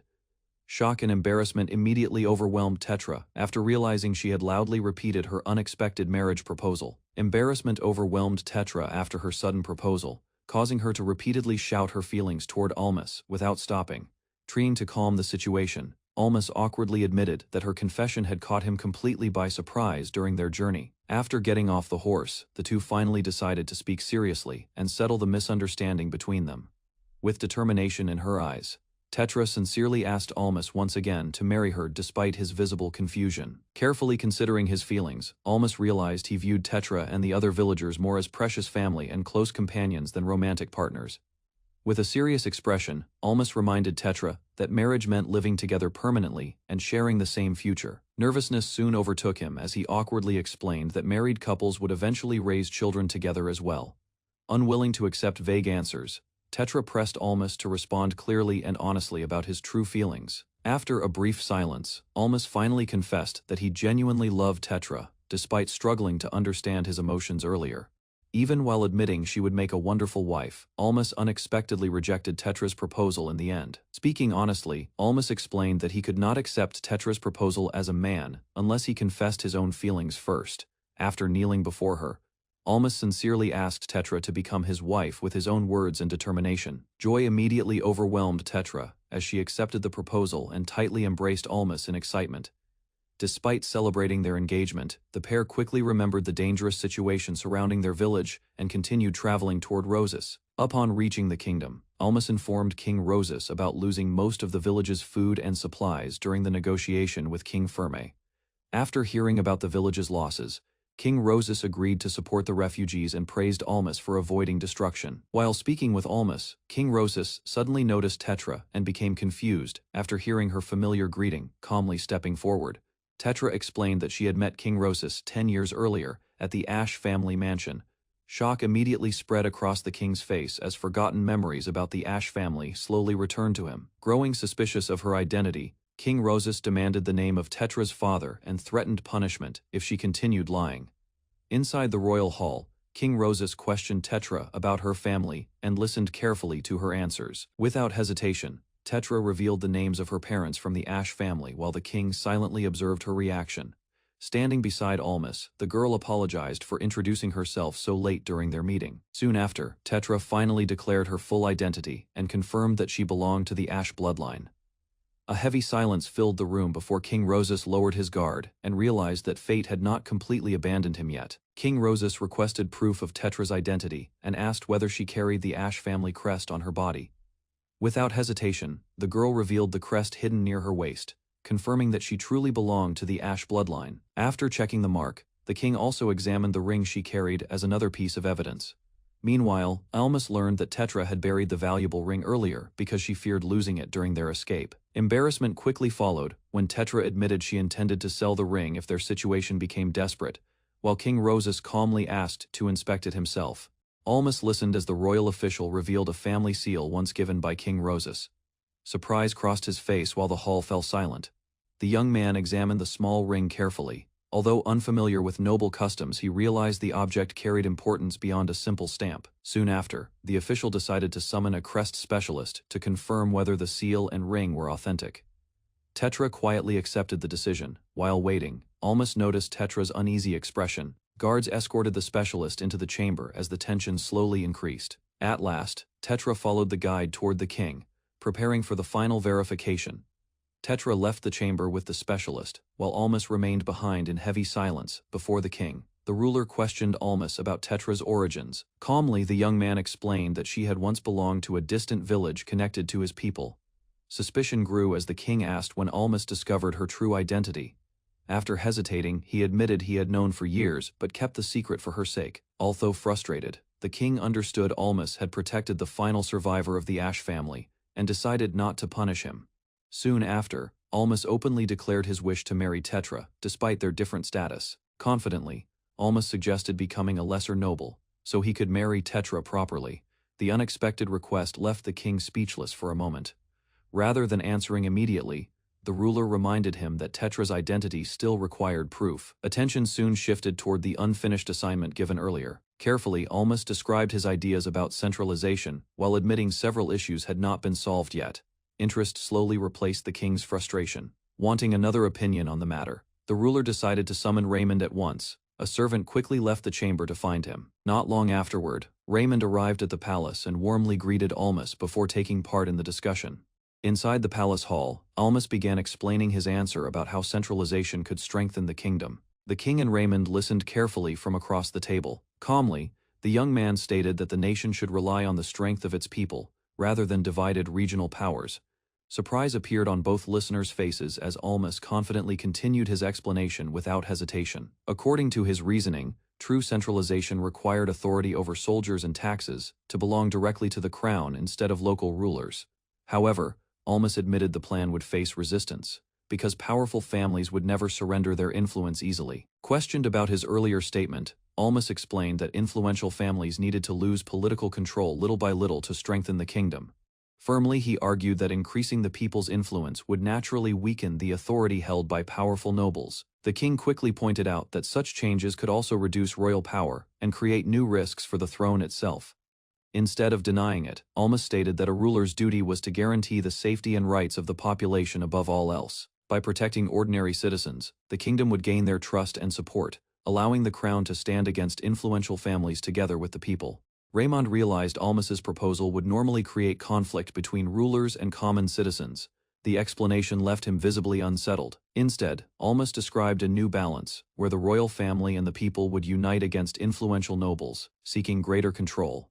Excitement grew in Raymond as he understood the strategy, but the king questioned whether such a movement could happen without public demand. Almas admitted social conflict between classes was highly possible and pointed to the Carishian Federation as an example of similar tensions. Unlike ordinary kingdoms, the Carishian Federation operated through independent states without a king, following a republican system instead. While discussing foreign systems, Almas explained that some Adelnia citizens had already begun supporting ideas that favored the people over influential families. After investigating Robert Fermi's uprising, Raymond concluded that lower-class support had strengthened the rebellion. Because of that, the kingdom needed a centralized government quickly, to weaken powerful nobles peacefully. Almas proposed granting land, clearing debts, and assigning former noble families positions within the bureaucracy, instead of leaving them desperate. Meanwhile, the king questioned whether creating a court would slow centralization, but Almas believed limited authority would satisfy the nobles for now. Finally, Almas explained that controlled autonomy would reduce burdens on the capital, while keeping political power concentrated at the center. Impressed by Almas's political ideas, Raymond suddenly asked the young man to become his adopted son. Shock immediately filled the chamber after the unexpected proposal. With complete seriousness, Raymond repeated the request while the king watched him in disbelief from across the room. Without much hesitation, Almas agreed to the offer, throwing the entire discussion into chaos. At once, the king ordered him to leave before Raymond lost control completely. Outside the chamber, confusion lingered in Almas's thoughts as he decided to quietly wait for Tetra's return. The sudden adoption proposal still unsettled him. Meanwhile, Raymond calmly admitted that his real goal was to prepare Almas as the kingdom's future ruler. After calming down, Raymond admitted that adopting Almas might not be the ideal solution, yet he still considered it the safest choice for the kingdom's future. Meanwhile, the king reminded him that the throne would normally pass to Uria's future husband since Raymond had no children of his own. At once, Raymond reacted strongly after realizing the next ruler would likely be Regardabel, Uria's fiancé and heir of the Dibel family. Frustration filled the room as Raymond criticized the idea of placing such a man on the throne despite his family's powerful status. According to Raymond, Rhaegar only cared about pleasure and money, making him completely unfit to lead the kingdom. Unable to contain his anger, Raymond declared that he would never serve under Rhaegar Dibel as king. His frustration shocked the ruler beside him. Although the king warned that removing the Dibel family could divide the country, Raymond insisted victory alone mattered if the kingdom survived. Soon after, he questioned whether Uriah should truly be handed over to such a dangerous man through marriage. Dark rumors surrounding Rhaegar resurfaced during the discussion, including claims that his previous wives had died because of him. Raymond clearly refused to let Uriah suffer the same fate. The king argued that a successful marriage could unite the Rosas and Dibel families, strengthening centralization and stabilizing the realm. After admitting Rhaegar Dibel was unfit to rule, Raymond revealed that Almas was the person he truly wanted to support as the kingdom's future leader. One reason behind the decision was Almas's connection to the Griffin, which could calm criticism about his commoner background. Unlike Rhaegar, Almas possessed no powerful bloodline and carried a sincere personality, making him easier to trust and guide politically. Raymond also praised the young man's intelligence, creativity, and deep understanding of centralization, despite his mysterious source of knowledge. Finally, Raymond declared with confidence that Almas could become a great king someday, though the king still worried about conflict with the Dibel family. After abandoning hopes of uniting with the Dibel family, the king decided the kingdom should restore its original alliance with the Ashe family through Tetra. Because Almas and Tetra already cared deeply for each other, Raymond believed their marriage would face little opposition from the nobles or the people. Soon afterward, a new proposal emerged for Almas to marry Uriah instead, linking the Rosas family directly with the Ashe bloodline. Following the discussion, the king approved Raymond's decision to adopt Almas and recognized the political value of the union between both families. Even so, the ruler refused to name a successor immediately and planned to judge Almas and Rhaegar Dibel fairly in the future. While waiting outside, Almas was suddenly called back by the king to continue discussing the important matter inside the palace chamber. Carefully, he entered the room again and took a seat across from Raymond and the ruler, unsure about what would happen next.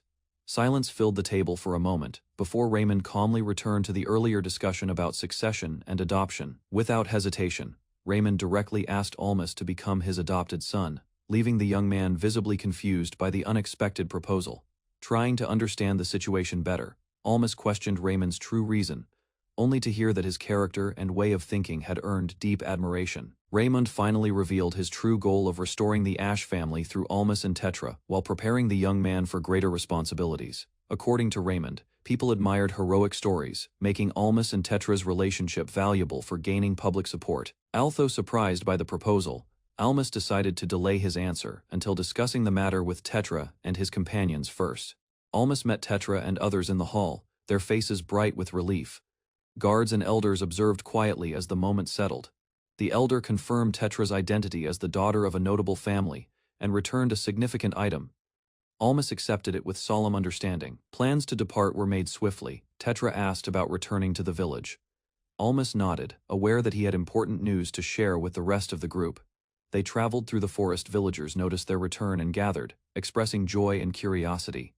Discussions began about supplies and provisions. Almas explained that they would receive food for a year. In exchange, the village would care for refugees, ensuring survival and community growth. The villagers cheered as Almas explained that the refugees would start helping immediately. Everyone expressed gratitude and excitement for the new support. Almas asked the usual members to gather. The group quickly responded, ready to discuss the next important matter he wanted to address. Shocked expressions spread as the villagers realized Tetra's true identity as the Ash family's princess. Surprises mixed with respect filled the room. Apologies were offered and accepted. Almas reassured them that everyone has secrets, and friendships remained unchanged. Smiles returned as trust was restored. He shared that he received an offer to be adopted by a noble duke. Excitement spread through the villagers as Almas announced his adoption into the noble family. Surprised murmurs and joyful cheers echoed around him. Quiet reflection overcame Almas. Memories of his past loneliness, when friends drifted away one by one, reminded him of how isolated he had felt. Concern clouded his mind. Tetra stepped forward confidently, reassuring him that their bond would remain unbroken despite future changes. A faint smile appeared on Almas's face. He admitted he might even feel happy about the opportunity, feeling supported by his companions. Separation loomed ahead. Moving far from the village would challenge both him and Tetra, yet their friendship and shared memories remained strong. Tetra reminded Almas that even if their time together became shorter, they would still see each other. A sense of calm settled over the group. The villagers expressed their support. Everyone agreed that Almas was destined for more than the village, and they cheered for his future success. Almas decided to temporarily leave the village in capable hands. He instructed that any problems be discussed with him and the refugee representative, before making decisions. Night fell as villagers returned to their homes. Almas and his companions bid farewell with smiles and waves, ending the day on a warm note. Conversation turned to dreams of the future. They wondered aloud whether one day they might meet the king, admiring Almas's courage and achievements. Almas and his companions discussed the etiquette of traveling first. They realized it would feel lonely if the others left before them. Determination grew as they decided to catch up quickly, ensuring no one was left behind. Shadows stretched long as the two departed. The villagers raised their voices, pledging to protect the settlement while Almas and Tetra were away. Responsibility weighed on everyone. Almas formally accepted the adoption offer, bowing respectfully. Tetra stayed close, supporting his decision. The elder celebrated, declaring he would now be called Papa. A new chapter of guidance and family began for the group. Almas was called aside to learn about joining a powerful family. Tetra observed quietly as instructions began. Scrolls and documents were laid out, explaining the importance of proper etiquette. Guidance emphasized understanding influence, not strict rules. The lessons began with the proper use of words. Almas showed no difficulty, having learned well from Tetra's example. Preparations included a celebration of Tetra's safe return. The event also served to formally introduce Almas to the larger community. Final advice reminded Almas to maintain his position as the son of the Griffin. The journey of training and representation officially started. Almas was interrupted during a private moment, summoned to learn how to become part of a powerful family. Guidance emphasized responsibility and influence. Scrolls were unrolled, teaching the proper etiquette for interacting with influential families. The instructions balanced tradition and practicality. Almas learned how to use words effectively. His past lessons with Tetra made him confident in applying the knowledge. A celebration highlighted Tetra's safe return. The event also served as Almas's formal introduction to the community and nobles. Final advice reminded Almas to uphold his position as the son of the Griffin. Training and representation marked the start of a new chapter.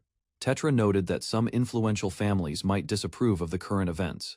Almas considered the implications of the Ash and Rose's family interactions. Observing the crowd, Almas asked Yuria about her engagement.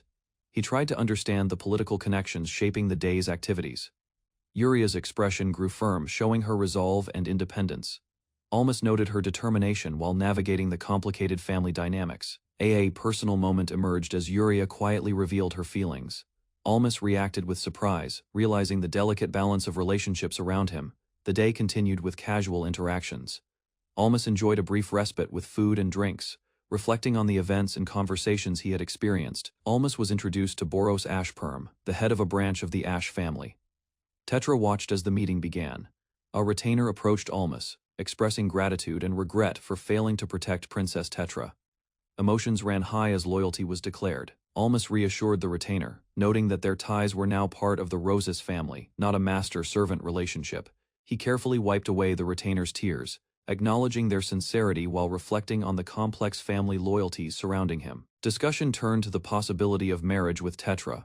Almas considered the implications, aware of the attention and expectations from those around him. Almas was asked about his future with Tetra. The conversation highlighted the uncertainty of formalizing their relationship. Tetra quietly agreed to keep the discussion a secret. Almas appreciated her discretion and the trust it represented. Congratulations followed from others around them. Smiles and warm gestures marked the acknowledgement of their bond. People approached Almas for shogi matches and interaction. He noted the growing respect and curiosity of the community. The day drew to a close. Almas reflected on the recent events and anticipated a calmer rhythm that would allow more frequent visits to the village. Almas observed the older man explaining the situation. Lessons about leadership and responsibility were emphasized. The group considered the potential conflicts arising from absent leaders and growing rival forces. A sudden increase in nearby people caused concern, signaling possible tension in the village.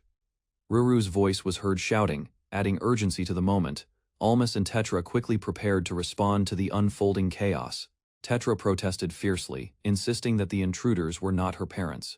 Her distress drew attention from those nearby. Almas and others rushed to the scene, trying to understand the commotion and assess the situation. The village elders explained the events. Almas listened carefully as the details unfolded. Observing the reactions of everyone present, he learned that two villagers had tried to contact Ruru during his absence, inadvertently causing trouble. Almas considered how to address the issue. A plea for reconsideration emerged. Almas recognized the importance of resolving the misunderstanding to prevent further emotional harm and maintain order. Almas scolded the offenders, insisting that the punishment for throwing Ruru away was not negotiable.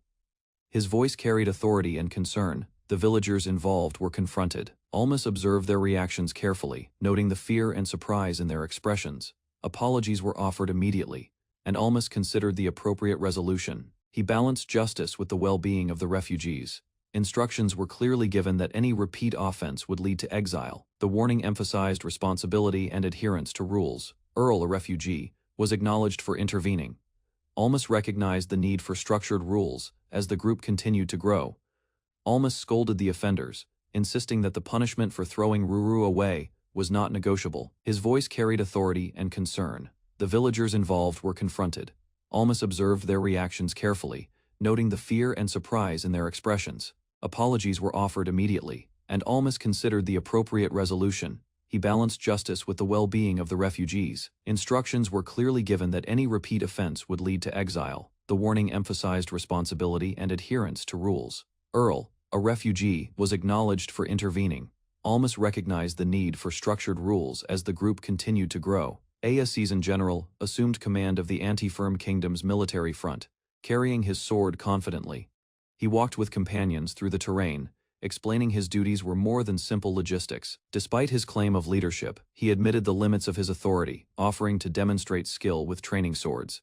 Almas accepted the challenge enthusiastically, ready to engage, while others hesitated at the unexpected decision. The general prepared for the mock fight, considering it a valuable test of ability, anticipating future conflicts with King Firm. Almas faced the general on the training field, preparing their swords for the first clash. They moved swiftly, exchanging strikes with precision, each testing the other's reflexes and strength. Almas's sudden maneuver threw the general off balance, revealing the limits of the wooden training sword. The general realized Almas possessed unexpected lower body strength. recalling the blessings others had mentioned earlier. Observing the result, both understood that sheer power alone would not guarantee victory, and respect grew between them as they considered future battles more carefully. Almas and the general observed several young recruits approaching, eager to join the military and fight alongside them. The recruits presented themselves with determination, showing readiness to train and learn combat skills. They expressed their desire to support Almas in battle, demonstrating commitment and unity. The general acknowledged their request, deciding to organize a training session to evaluate their abilities under Almas's guidance. A large group of conscripts lined up for exercises, displaying high morale, while Almas assessed their formation and readiness for future military challenges. Almas observed the training grounds, noting the recruits' efforts and searching for Graham among the soldiers. The recruits practiced archery diligently, aiming at targets under the watchful eyes of instructors. Some struggled with the heavy bows, testing their strength and adapting to the equipment for accuracy. Instructors guided the recruits, pointing out weaknesses and encouraging proper stance and focus during each shot. One recruit finally succeeded in hitting the target, demonstrating improvement and highlighting the importance of perseverance in training. Almas scanned the training grounds, noting how soldiers focused on archery while he searched for familiar faces. Recruits drew their bows and released arrows, each striving to improve their aim under careful supervision. Some struggled with the heavy equipment, adjusting their stance and strength to reach the targets. Almas observed elite knights, practicing sword techniques, recognizing their precise movements, and disciplined training compared to others. He coordinated with the general to send the next trainees into sparring, ready to evaluate their skills against more experienced fighters and encourage growth through the exercises. Ron prepared for sparring, bowing to acknowledge his opponent while readying his stance. The duel began as he moved swiftly, swinging his sword with precise timing and focused intent. He executed a powerful strike, surprising the onlookers and earning admiration for his skill. Observers noted his technique and determination, while the general and Almas coordinated the next pairing for practice. Rosewood stepped forward to spar, engaging in a dynamic exchange of blows that tested reflexes and strategy, pushing the trainees to refine their skills under close supervision. Ron stepped forward to spar, bowing before his opponent and preparing to engage with careful focus. The duel intensified quickly, his strikes precise and controlled, surprising spectators with his skill and agility. Almas and the general observed the combatants, noting the unexpected strength and technique of the trainees. Yuria explained to Almas the reason behind the recruits' abilities, revealing insights into the effects of the king's blessing. She clarified that the blessing enhanced physical power based on leadership and recognition, showing how Almas' growing influence increased the soldiers' strength and made future training sessions more effective. Almas learned that the king's blessing had evolved, increasing the physical power of loyal followers and the magical abilities of female supporters. He noticed the extraordinary strength and endurance of the villagers, realizing their loyalty amplified their skills and overall vitality. Yuria explained how she had waited for Almas to understand the effects of the blessing on his own, emphasizing the importance of observation and timing. She revealed her engagement to Regar Dibel, clarifying the political and personal intentions behind her actions. Then Yuria stated that she would marry him and ensure he became king, adding that she must bear the next successor, linking personal decisions to the larger future of the kingdom. Before departing, Yuria chose to reveal crucial information to Almas, ensuring he fully understood her intentions. With deliberate movement, she approached him and placed a gentle kiss, leaving an unforgettable impression. Almas stood still, processing the significance of her gesture and the weight of her words. Tears formed as Yuria expressed her love sincerely, her smile carrying both warmth and resolve. Finally, she instructed him to care for Tetra, acknowledging the hopelessness of her own love, and reminded him that she had shared his first kiss, leaving a lasting. Raymond quietly watched the street while thinking about the kingdom's future and Yuri's position beside Almas. Concern spread across his face after he admitted Almas was the better choice to guide the nation forward. Meanwhile, Yuri walked alone through the city as Raymond reflected on the burden forced upon her family. Almas's talent convinced him that the kingdom could become stable, though reality still created hesitation in his mind. Fear of rebellion soon followed, because powerful families would resist the decision, risking civil war and outside invasion. Raymond warned that choosing the next ruler too quickly could damage the kingdom before stability was secured. Silence filled the meeting area, while both sides carefully considered the growing political danger around them. Later, Tetra discovered Almas working alone inside a hidden room near the edge of the city.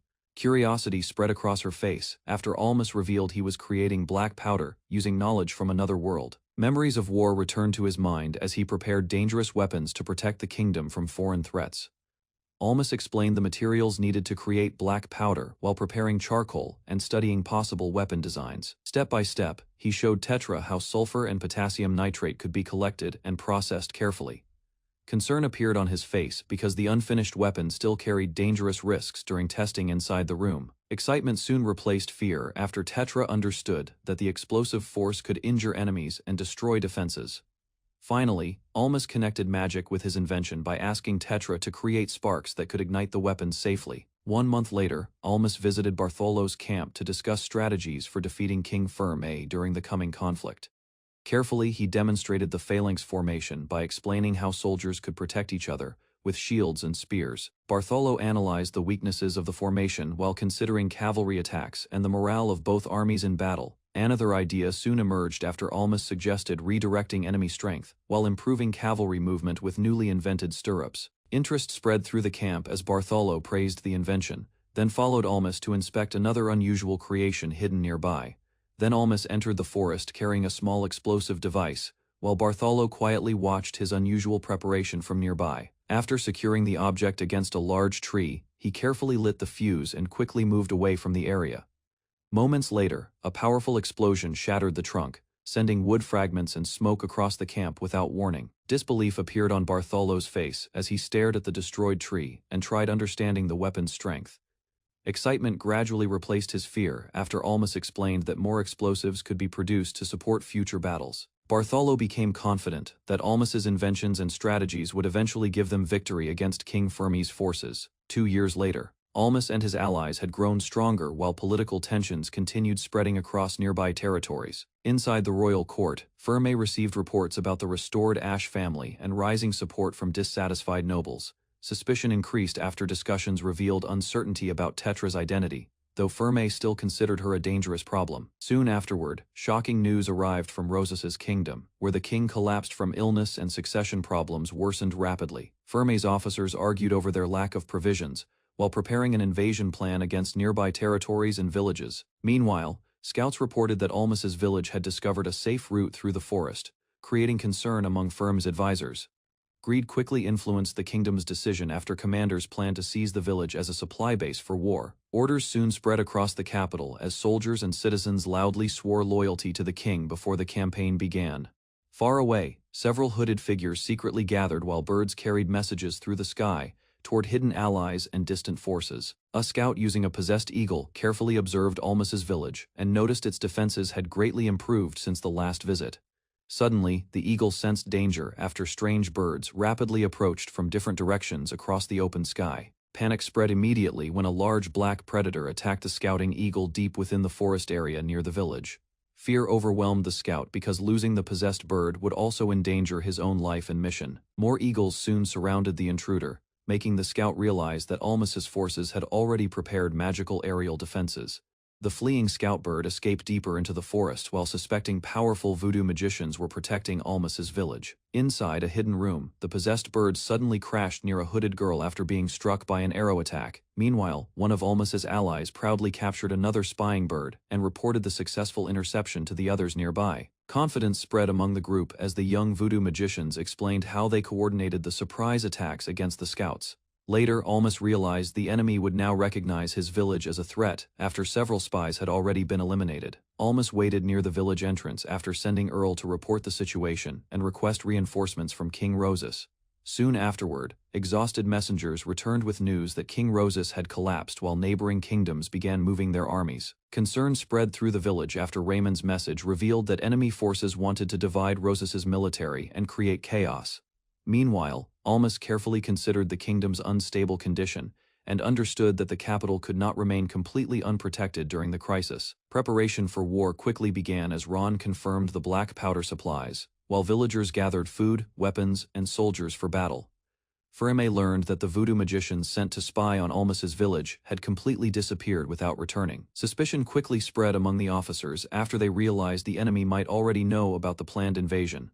Despite the danger, Firme ordered reconnaissance troops forward, while preparing his army to continue the attack on Rosas's territory. King Firme ordered 3,200 soldiers to invade Almas village while preparing another attack on Rosas's capital Tension. spread through the camp as the commanders realized the battle could become a full-scale war against a stronger enemy force. Fermi then revealed that the Dibul family, Rosas Kingdom's second greatest power, would remain inactive during the conflict. The generals understood Rosas had already divided its army to defend nearby borders, weakening its central defense considerably. After calculating the remaining troops, Fermi concluded Rosas could only gather a limited army, giving his kingdom the advantage before war began. Confidence spread across the camp after the commanders calculated that Rosas's army held only a small numerical advantage in the coming battle. Excitement soon replaced tension as the soldiers celebrated early and dreamed of victory inside Rosas's palace. Far away, the defenders of Almas spotted Fermi's approaching troops, marching toward the fortress, exactly as the reports predicted. Panic quickly erupted among the villagers, but the leaders restored order and reminded everyone to follow the defense plan behind the moat and rampart. Meanwhile, the enemy formation stopped outside the settlement, and the defenders realized King Fermi himself had not joined the army leading the assault. The enemy commander demanded the gates be opened while his soldiers waited outside the fortified village walls. Soon after, the invaders threatened to spare the villagers only if they surrendered their food supplies, but Almas firmly rejected the demand. Without hesitation, the defenders began preparing their strategy as every fighter rushed toward assigned defensive positions along the walls. Meanwhile, the leaders predicted the enemy would attack the main gate directly because crossing the moat elsewhere would cost too many soldiers and delay their campaign. Moments later, Fermi's army advanced from the front, with a massive battering ram protected by shielded troops, forcing the defenders to prepare for a brutal siege assault. The enemy soldiers advanced carefully behind heavy shields, while the defenders observed the movement from the walls above. Suddenly, hidden pitfall traps collapsed beneath the attackers, sending shield bearers and frontline troops into deadly spear-filled holes. Even after suffering losses, the remaining soldiers continued marching forward, while the defenders hoped more enemies would fall into concealed traps. As the invaders began sealing the damaged ground, Almas ordered a stone bombardment from the walls to slow their advance before they reached the gate. Heavy rocks crashed against the enemy formation, but the sturdy shields protected many soldiers, forcing the defenders to search for another way to stop the siege weapons. Enemy archers suddenly launched a volley toward the ramparts, forcing the defenders to quickly take cover behind wooden shields. Arrows rained across the walls as the villagers crouched beneath their defenses, hoping the protective barriers would hold against the attack. Although many avoided fatal injuries, several defenders were still struck by arrows, leaving confusion and pain spreading along the rampart. Seeing the enemy watchtower supporting the assault, one defender volunteered to eliminate the opposing archer threatening the village guards. However, the enemy immediately focused stones and arrows toward him, trapping the defender behind cover and preventing him from fighting back effectively. Arrows continued raining onto the ramparts as the defenders struggled to protect themselves behind the wooden barriers. Despite the injuries spreading among the villagers, the defenders kept throwing stones while rotating wounded fighters away from the front lines. Meanwhile, the attackers finally captured the main gate area and pushed their siege equipment closer to the fortress walls. Pressure quickly spread through the defenders, as enemy soldiers forced their way deeper into the entrance, while Almas tried calming the frightened villagers. At the same time, several enemy troops carried a massive log through the structure and prepared to smash apart the inner defenses blocking their advance. The defenders struggled to hold the damaged gate as enemy soldiers repeatedly slammed heavy logs against the barricade. Although fear spread across the walls, Almas reminded everyone that the battle was still following the strategy they prepared beforehand. Once the attackers moved into position, Almas ordered Ron to give the long-awaited signal for the next phase of the defense. Immediately afterward, Rosewood and the others ignited the hidden mechanism buried beneath the battlefield near the entrance. A massive explosion suddenly erupted across the gate area, destroying enemy formations, scattering siege equipment, and throwing the invading soldiers into complete chaos. Thick smoke covered the battlefield after the massive explosion destroyed the enemy formation near the main gate. Cheers immediately erupted across the village as the defenders celebrated the success of Almas's dangerous counterattack plan. Despite the victory, Almas remained cautious because the explosive strategy had never been tested before the battle began. Earlier, the defenders had secretly prepared a deep pit in front of the main gate while disguising it beneath a temporary bridge. Hidden tunnels and empty underground spaces were then constructed below the battlefield, allowing the explosion to collapse the entire area beneath the invading army. Before the battle began, the defenders secretly packed underground chambers with explosives and oil to destroy the enemy siege route in a single blast. After the explosion, thick smoke and burning debris covered the battlefield, while Almas ordered everyone to rescue surviving villagers and wounded soldiers. The defenders slowly walked through the ruined gate area, shocked by the destruction caused by their desperate strategy. Suddenly, an injured enemy soldier charged from the rubble, forcing Almas and the others to react before he reached them. Almas immediately struck the attacker down and warned the defenders to remain alert because surviving enemies could still launch another assault at any moment. Amid the ruined battlefield, a heavily injured enemy commander begged Almas for help, while smoke continued rising around them. Almas approached cautiously and demanded information from the wounded soldier after recognizing him as one of the invading leaders. Realizing he could no longer escape death, the commander surrendered quietly and prepared to reveal everything he knew. News spread through the palace that King Rosas had remained bedridden for days, while confusion continued growing across the kingdom. Meanwhile, political leaders worried that the Dibel clan might use the crisis to strengthen its influence over the weakened kingdom. Reports soon arrived confirming that Almas village had defeated Ferme's invading army, and even captured the enemy commander alive. After hearing the unexpected victory, the palace urgently summoned Almas to deliver a full explanation of the battle. Standing before his father, Almas calmly reported how the defenders surprised the invading forces and obtained valuable information from the captured general. Almas asked the palace how many soldiers remained available as the kingdom prepared for another battle against Ferme's forces. After calculating the troops stationed near neighboring kingdoms, the commanders realized Rosas could gather only 3,000 soldiers. The generals then warned Almas that King Ferm never fought battles without a clear advantage and possessed exceptional military skill. Further reports revealed Ferme's army carried superior metal equipment supplied by the Demorgar Empire, making the coming war even more dangerous.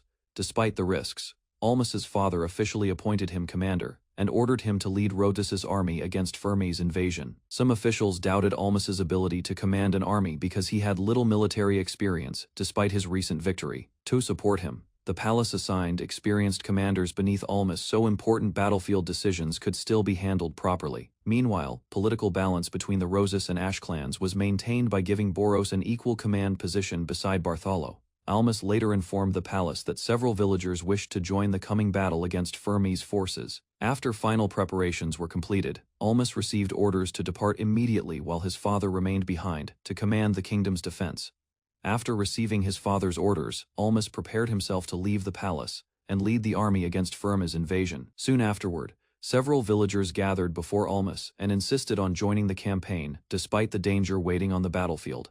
Although afraid of killing others, the villagers still chose to follow Almas because they wanted to protect their home and comrades. Meanwhile, Rose and the cavalry soldiers declared they would fight directly beside Almas instead of remaining behind the front lines.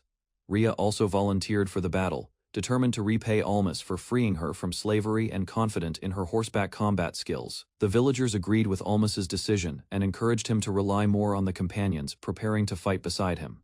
One young villager eagerly volunteered to join the battle, but Almas immediately refused and thanked everyone for their support instead. Rather than bringing him to the battlefield, Almas ordered the boy to return to the village and watch over the prisoners and remaining civilians. Almas then entrusted him with carrying urgent reports between the village and army whenever problems appeared during the campaign. Although disappointed at first, the boy proudly accepted the responsibility and promised to support Almas for the rest of his life.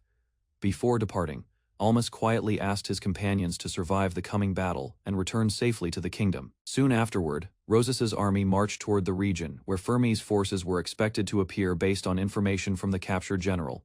Although nervous about commanding thousands of soldiers for the first time, Almas received encouragement from the experienced officers supporting him. The commanders reminded Almas that the soldiers would become uneasy if their leader showed fear during the march. As the army advanced across the mountains, both Rosas and Ferme prepared for the decisive clash that would determine the kingdom's future. As the army advanced, Almas asked Bartholo to send him to the front lines because he believed he could fight better than command troops.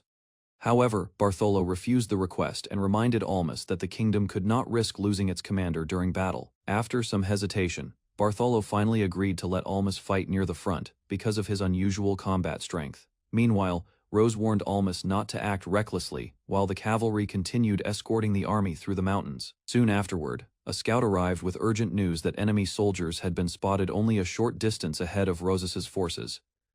As the army continued marching, Boros confirmed that the village magicians had already moved ahead while warning Almas that battle would begin soon. Hearing the warning, Almas prepared himself mentally while the soldiers advanced carefully across the mountain path. Soon afterward, Ferme's main army finally appeared in the distance, and Almas noticed the enemy soldiers possessed unusually high morale. The commanders explained that Fermi deliberately pushed his troops into desperation so they would fight fiercely to seize enemy supplies and survive. After observing the enemy cavalry and larger numbers, the officers formally handed command authority to Almas before the decisive battle began. Facing the approaching enemy army, Almas commanded Rosas's soldiers to assemble into the battle formation prepared before the war began.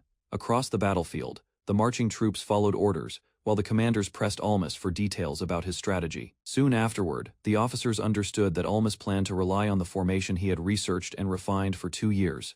Far above the battlefield, Fermi's scouts observed the enemy arrangement and carried a detailed diagram back to their king. After reviewing the report, King Fermi discovered that Rosas had gathered an unusually large force on the army's left flank.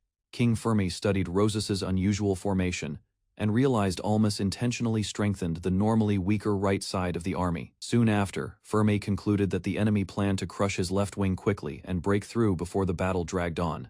Meanwhile, the fierce clash between both armies pushed Rosas's weaker flank into greater danger as soldiers struggled to hold their line. Confident in his judgment, King Fermi declared victory certain, while his troops prepared to overwhelm the enemy formation.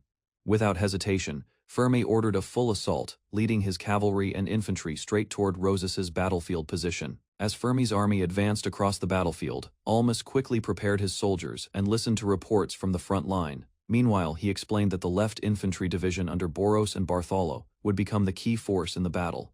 Soon afterward, both armies sent their cavalry units forward, knowing the first clash would decide control of the battlefield. While the cavalry charged, Rosewood and Rhea led the left side attack, and Almas trusted them to secure victory there. Almas led his army across the field, while cavalry units rushed toward Fermi's forces. Both sides prepared for a direct clash as the battlefield narrowed. The cavalry collided violently, horses crashed together, soldiers fell into the mud, and long spears struck through the chaos without pause. A female cavalry soldier pushed through the confusion at full speed. Her movement stayed steady despite enemy troops surrounding her path. She attacked the enemy rider's head on and knocked several soldiers from their horses. Nearby troops began noticing her overwhelming strength. The battle grew fiercer as she continued cutting through enemy lines. Even experienced soldiers struggled to stop her advance beside Almas' forces. An enemy rider suddenly targeted Rhea during the clash. Rosewood quickly stepped in and struck the attacker before the blow could land. After confirming Rhea was unharmed, Rosewood ordered her to pull back while he held the battlefield alone against the approaching enemies. Enemy cavalry soldiers were thrown aside as Rosewood charged through their formation. Fear spread among the opposing troops after witnessing his strength. Almas watched the left side gain control as Rosewood and Rhea pushed the enemy cavalry backward across the battlefield. Seeing the advantage, Almas calmly prepared the next phase of his strategy. Heavy enemy footmen approached while his soldiers switched to explosive spears. Almas revealed explosive spears prepared with black powder and spell paper. Although the supply was limited, he planned to use them to weaken the enemy's morale. His soldiers rushed forward and launched the special weapons toward Fermi's advancing heavy infantry before the lines fully collided. Explosions erupted across the battlefield as the spears struck enemy shields and formations. Soldiers panicked while smoke and flames spread through their ranks. Almas's forces immediately charged through the confusion. Enemy troops were thrown aside as the attack shattered their formation. The battlefield descended into disorder after the sudden explosions. Fermi's soldiers struggled to understand the mysterious weapons destroying their advance. Fermi realized the enemy's left side was overwhelming his troops. He ordered the front line to maintain formation, while continuing their defensive rotation. The phalanx tightened its shield formation across the battlefield. Rows of soldiers stood together and blocked the advancing attacks with discipline. Almas understood the explosions alone would not destroy the enemy formation. Fermi's experienced army remained steady despite the heavy damage. Fermi quickly adjusted his strategy and moved elite soldiers toward the right side, while keeping the strongest defenders at the front. His army then began a controlled retreat to lure Rosas's forces forward. Fermi planned to surround the enemy from both sides once they advanced deeper. Almas realized Fermi's army planned to crush their weakened left side. The enemy phalanx slowly pushed forward with overwhelming pressure. While defending the flank, Almas noticed the phalanx formation relied heavily on frontal strength. Its sides remained vulnerable if attacked correctly. He stepped forward to block the enemy advance himself. Despite the danger, Almas refused to allow the left side to collapse. Fermi suddenly recognized Almas as the young leader from Grafon village. The memory surprised him after seeing how much the boy had changed. Standing before the battlefield, Almas boldly declared his identity. His determination strengthened the morale of the soldiers fighting beside him. Then Almas declared himself the commander of Rosas's army. His goal was to draw every hostile soldier toward him. Ferme quickly understood the intention behind the bold move. Killing Almas would instantly crush the enemy's morale and secure victory for his side. Greedy for rewards, the soldiers charged toward the young commander from all directions. Spears and shields closed in around him without pause. Surprise spread among the enemy ranks after realizing their opponent's commander stood directly on the front line instead of hiding behind his troops. Empowered by the divine blessing tied to his followers' loyalty, Almas fought fiercely and forced back the soldiers surrounding him. Ron quickly protected Almas from a sudden enemy attack. More Rosas soldiers rushed forward. After realizing their commander was surrounded, a separate detachment from Bastolo arrived to support Almas. Their soldiers refused to let Raymond's adopted son fall in battle. Villagers and reinforcements gathered around Almas as he reorganized the defense. Confidence spread through the troops after hearing his orders. Raising his spear, Almas challenged the enemy soldiers directly while leading the front line himself. Ferme silently observed the young commander's growing influence. Watching the battlefield carefully, Ferme realized he had underestimated Almas. The soldiers fighting beside the young leader had become far stronger than expected. Ferme noticed only a small group remained beside Almas, believing the left side could finally be crushed. He ordered his troops to push forward. Almas continued defending the formation despite the pressure. The enemy soldiers still struggled to break through his disciplined front line. Suddenly, cavalry forces appeared across the battlefield. Rosewood and Rhea returned with the left-wing cavalry after defeating the opposing riders. Shock spread through Ferme's army after learning their right-wing cavalry had already been destroyed. The balance of the battle quickly shifted. Realizing his rear forces were now exposed, Ferme understood his army risked complete collapse if the flank remained unprotected. Ferme believed the battle had returned to equal terms after reinforcing his flank. Confident in his numbers, he prepared to crush Almas' weakened side. Certain of victory, Ferme expected his left wing to eventually overwhelm the enemy's right side through steady pressure and discipline. Meanwhile, Almas encouraged his soldiers to endure the assault a little longer. The front line held firm while both armies continued grinding against each other. A calm smile appeared on Almas's face after hearing Ferme's prediction. Unknown to the enemy king, the battlefield was already shifting in Rosas's favor. The true strategy finally appeared as Almas revealed the slanted Lox phalanx formation, which gradually redirected the flow of the entire battle. Rosas's army shifted into the Lox phalanx formation while the front line gradually tilted across the battlefield to control the enemy's movement. Almas explained the slanted formation delayed contact on his weaker right side, while concentrating pressure from the stronger left wing. At the same time, Rosas' cavalry forces approached the battlefield again. Ferme's soldiers realized they could soon be attacked from multiple directions. Ferme finally understood the purpose behind the unusual strategy. The delayed clash created enough time for the reinforced left wing to dominate the battle. With complete confidence, Almas warned Ferme that defeat was now unavoidable thanks to the coordinated movements of Bartholo and the allied forces.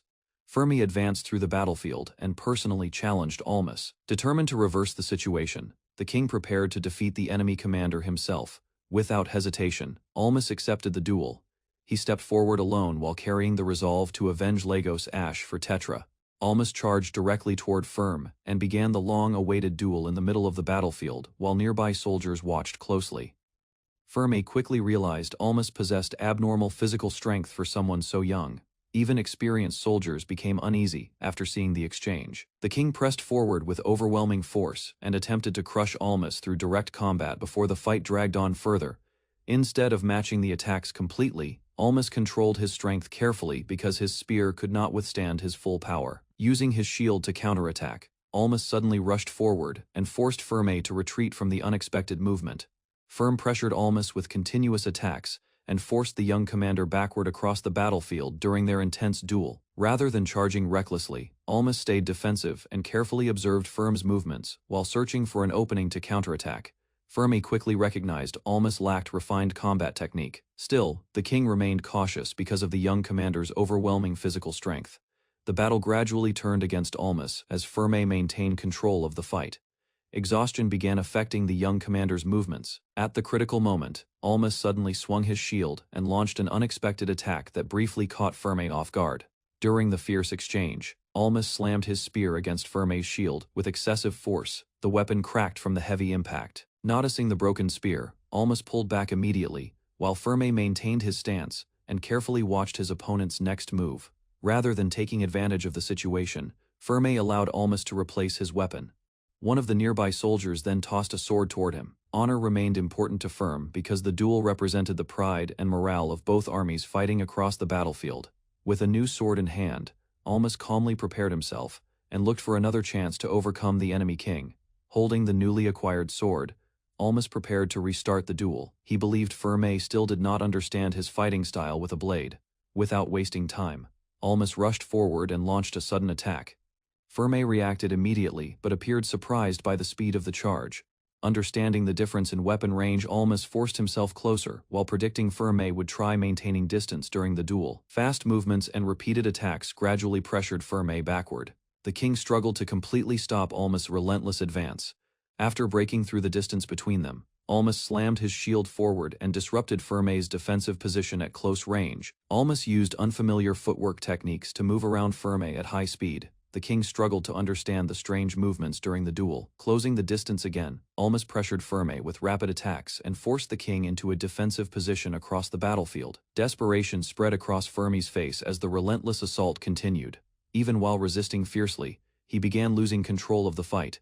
Using his shield aggressively, Almas slammed forward and prevented Ferme from escaping the close-range exchange between them. Ferme attempted to counterattack, but Almas maintained constant pressure and drove the enemy king backward with overwhelming momentum. Driven into a corner, Ferme gathered his remaining strength and charged forward for one final attack against Almas during the duel. Almas reacted instantly and pierced through Ferme's shield, landing a decisive strike that finally ended the fierce battle between them. Bloodied and exhausted, Ferme accepted his defeat while warning Almas about the burden of taking another ruler's life and responsibility. Before collapsing, Ferme entrusted his dream of uniting Adelnia Island to Almas, and hoped the young leader would become a respected king. After the battle ended, thoughts of Tetra Ash returned to Almas as he remembered the promise connected to her future happiness. After Ferme collapsed on the battlefield, Almas quietly reflected on the king's final words while catching his breath beside the fallen ruler. Ferme's death quickly spread across the battlefield. Shock appeared among the enemy soldiers as they realized their commander had been defeated. Excitement erupted through Rosas's forces after hearing the news. Even so, Almas reminded himself the battle had not completely ended yet. Raising his sword high, Almas publicly declared Firm's defeat and strengthened the morale of the allied army surrounding him. Reports soon reached Bartholo confirming both Ferme's death and the destruction of the enemy's right wing during the battle. News of Ferme's defeat spread quickly through the battlefield. Enemy soldiers began fleeing while Rosas's forces praised Almas for leading the victory. Bors ordered the army to continue the operation and eliminate the remaining resistance before the enemy could recover from the collapse. Without their king, Ferme's army was completely destroyed. Soon afterward, Rosas's forces entered the capital and captured the palace without resistance. Bors excitedly praised Almas for the duel and the battle strategy that secured their overwhelming victory against Ferme's kingdom. Later, Almas arrived at the restored palace and learned it was once connected to Lagos and Tetra's homeland and past memories. After entering the palace, Almas reunited with Tetra and the others who had safely survived the war without losing anyone from their village. Relief spread among the group as they reflected on the battle's outcome and the fortunate survival of their companions. Soon afterward, citizens gathered throughout the capital and loudly welcomed Almas and Tetra after hearing about Ferme's defeat. Riding through the streets, Almas responded awkwardly to the cheering crowds, while the people celebrated the kingdom's victory and liberation. From above the city, the triumphant parade continued as many citizens praised Almas for exceeding expectations and securing complete victory in the war. After the battle ended, Almas and his allies discussed how to manage Firm's fallen territory and prevent future unrest among the citizens. Soon afterward, the group proposed giving Tetra the authority to rule the former kingdom and restore stability to the region. Although uncertain at first, Tetra listened carefully as they explained that Almas could inherit the territory through marriage into her family. Meanwhile, the others reassured her that the people still respected Lagos Ash's legacy, despite Ferme's harsh rule over the land. By the end of the discussion, Tetra slowly accepted the idea, while everyone believed the citizens would support both her and Almas. While the citizens celebrated their victory, Almas marched through the city as discussions about Tetra's future quietly continued. Later, one of the leaders encouraged Tetra to reclaim her homeland and surpass her father's legacy by ruling wisely beside Almas. After hearing those words, Tetra finally accepted the idea and decided to build the territory's future together with Almas. King Rosas recovered safely while Ferme's former territory officially became part of the kingdom. Soon after, the palace prepared for an important wedding ceremony. Inside the royal hall, Almas struggled to calm himself as guards, servants, and guests gathered for the long-awaited event. Several attendants hurried Almas into another room while the final wedding preparations continued throughout the palace. Tetra appeared wearing a white dress, leaving Almas quietly staring at her while the attendants completed her appearance.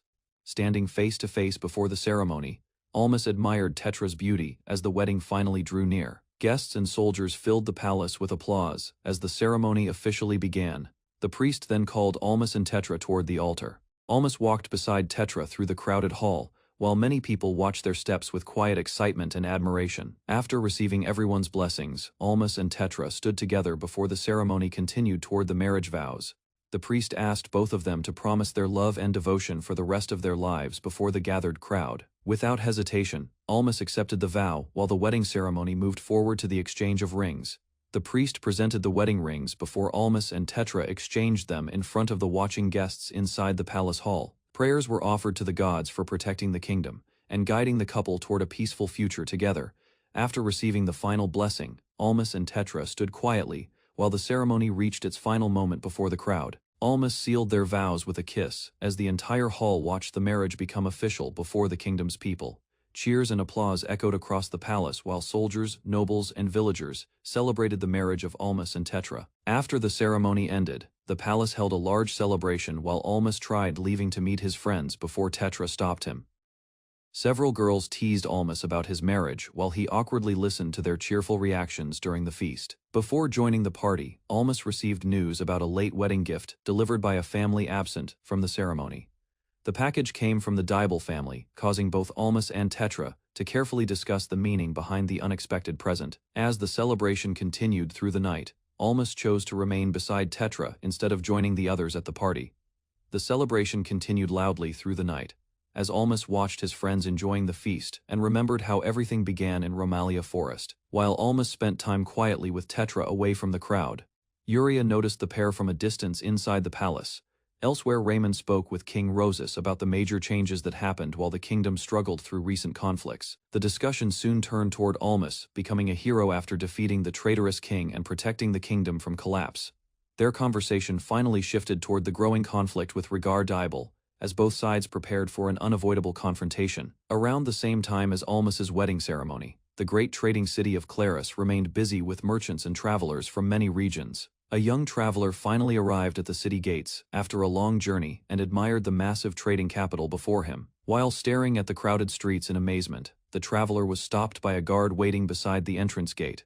The guard explained that Claris allowed free entry for travelers, though long-term visitors would later need to pay taxes to stay. After answering the guard's questions, the traveler revealed he came from the distant Scarlet Empire, also known as the Country of Silk. Inside Claris, Usame discovered that the city separated people into different classes, according to their wealth and taxes. As he explored the crowded streets, Seimei recalled the guard's warning before unexpectedly bumping into a suspicious stranger. Nearby citizens immediately accused the ragged man of theft, causing panic and loud shouting throughout the busy market road. Without wasting time, Seimei chased the fleeing suspect, until both of them slammed into a merchant's wooden stall. After recovering the stolen bag, Seimei finally understood why the guard had warned him about the dangerous second-class citizens. Seimei returned the stolen bag to a young girl while nearby guards dragged the criminal away.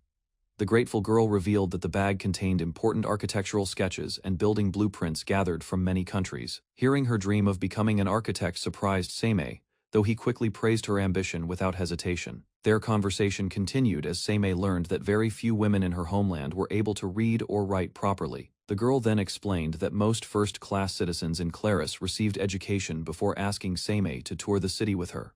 After introducing themselves properly, Seimei and Ismay began traveling together through the lively streets of Claris. During their meal, Ismaya explained the alliance between the Caricia city-states and their long struggle against the powerful nation of Persis. While continuing their conversation, Ismaya asked why Seimei traveled across distant lands as he calmly wrote notes beside his food. Seimei revealed that his journey began with a dream of seeing the oceans at the edge of the world beyond his homeland. Although his parents died before reaching that dream, Seimei continued traveling in order to fulfill the wish they left behind. Seimei explained that his true dream was to record every place, culture, and experience from his journey into a book about the world. After hearing his goal, Izmiya told him about a ship departing soon toward the Adelnia Peninsula, near the Western Ocean. The news excited Seimei, while Izmiya also considered leaving Claris, because finding work as a female architect remained difficult there. Confident in her abilities, Izmiya explained that the less developed regions of Adelnia desperately needed skilled architects for future construction. Following their discussion, Seimei agreed to travel together with Izmiya toward Adelnia Peninsula, before celebrating their new partnership with another meal. Before King Rosas awakened, Raymond gathered the nobles to discuss the future of the former Ash family territory, recently recovered by the kingdom. During the meeting, Raymond announced his intention to hand the land to his adopted son, Almas Rosas, surprising many people inside the hall. Several nobles immediately supported the decision, believing Almas had already proven himself worthy through his achievements and leadership. Not everyone agreed.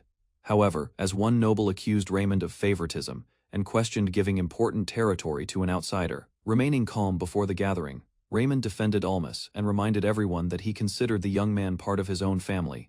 Raymond defended Almas before the nobles by praising his victory over King Ferme and criticizing those who avoided the battlefield during the war. One opposing noble continued insulting Almas, claiming his low birth and orphaned past made him unworthy of inheriting important territory. Without losing composure, Raymond rejected those accusations and reminded the gathering that Almas had already proven his value through battle and leadership. The opposing noble then argued that the kingdom needed someone capable of properly managing the recovered land rather than risking failure.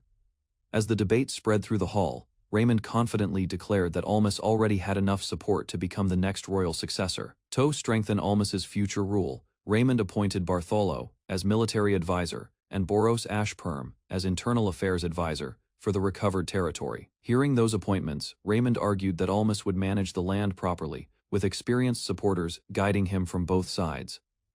Several nobles agreed that rewarding Almas for his achievements during the war made sense, especially after his role against King Fermi's forces. Raymond then compared Almas's bravery with the cowardice of nobles who abandoned the battlefield and hid during the kingdom's crisis. After silencing most objections inside the hall, Raymond finally called for an official vote regarding ownership of the recovered land. Following the vote, the nobles approved Raymond's proposal and officially granted the recovered Ash territory to Almas, without further resistance. After the meeting ended, Rhaegar Dibel angrily complained that Raymond was pushing Almas forward because of his connection to the royal family. Despite the warnings from his followers, Rhaegar confidently announced his engagement to Yuria while continuing to build influence among the nobles. Soon afterward, Rhaegar questioned Belmet about his loyalty, only to hear that the man intended to continue serving the Dibel family faithfully. Belmet later reminded Rhaegar that his power and influence already made him the strongest candidate to become the kingdom's next ruler. Then Belmet warned that Raymond's adopted son could become dangerous if Almas continued gaining more political support throughout the kingdom. Rhaegar immediately dismissed the concern, insisting that Almas only defeated King Ferme through luck, rather than true ability or leadership. Confident in his own power, Rhaegar claimed he could easily crush someone like Almas, though Belmet warned against acting recklessly. As they walked through the palace corridor, Belmet advised Rhaegar to remain cautious, because many nobles already viewed him as the future king. Despite the warning, Rhaegar proudly declared himself chosen by the spirits, while believing the kingdom rightfully belonged to the Dibel family. While recovering from his serious illness, King Rosas reflected on the growing tension surrounding Raymond, Almas, and the Dibel family. Soon afterward, Raymond suggested marrying Almas and Yuria to reduce the chance of a destructive civil war within the kingdom. Despite understanding the political value of the proposal, Raymond still doubted whether Rhaegar Dibel would genuinely care for Yuria. Disturbing rumors about Rhaegar's behavior toward women were then brought up, causing concern over Yuria's future if the marriage proceeded. After listening carefully to Raymond's arguments, King Rosas finally accepted the proposal, while attaching several important conditions to his approval. King Rosas declared that Almas could inherit both Yuria and the throne if he truly desired them strongly enough to fight for them himself. Despite warning that ambition could lead to civil war, King Rosas believed a ruler without determination would eventually destroy the kingdom anyway. After understanding the king's conditions, Raymond accepted the decision and prepared to explain everything directly to Almas and Yuria. Later that day, Raymond entered Yuria's room and found her quietly lying alone while thinking about Almas's recent marriage ceremony.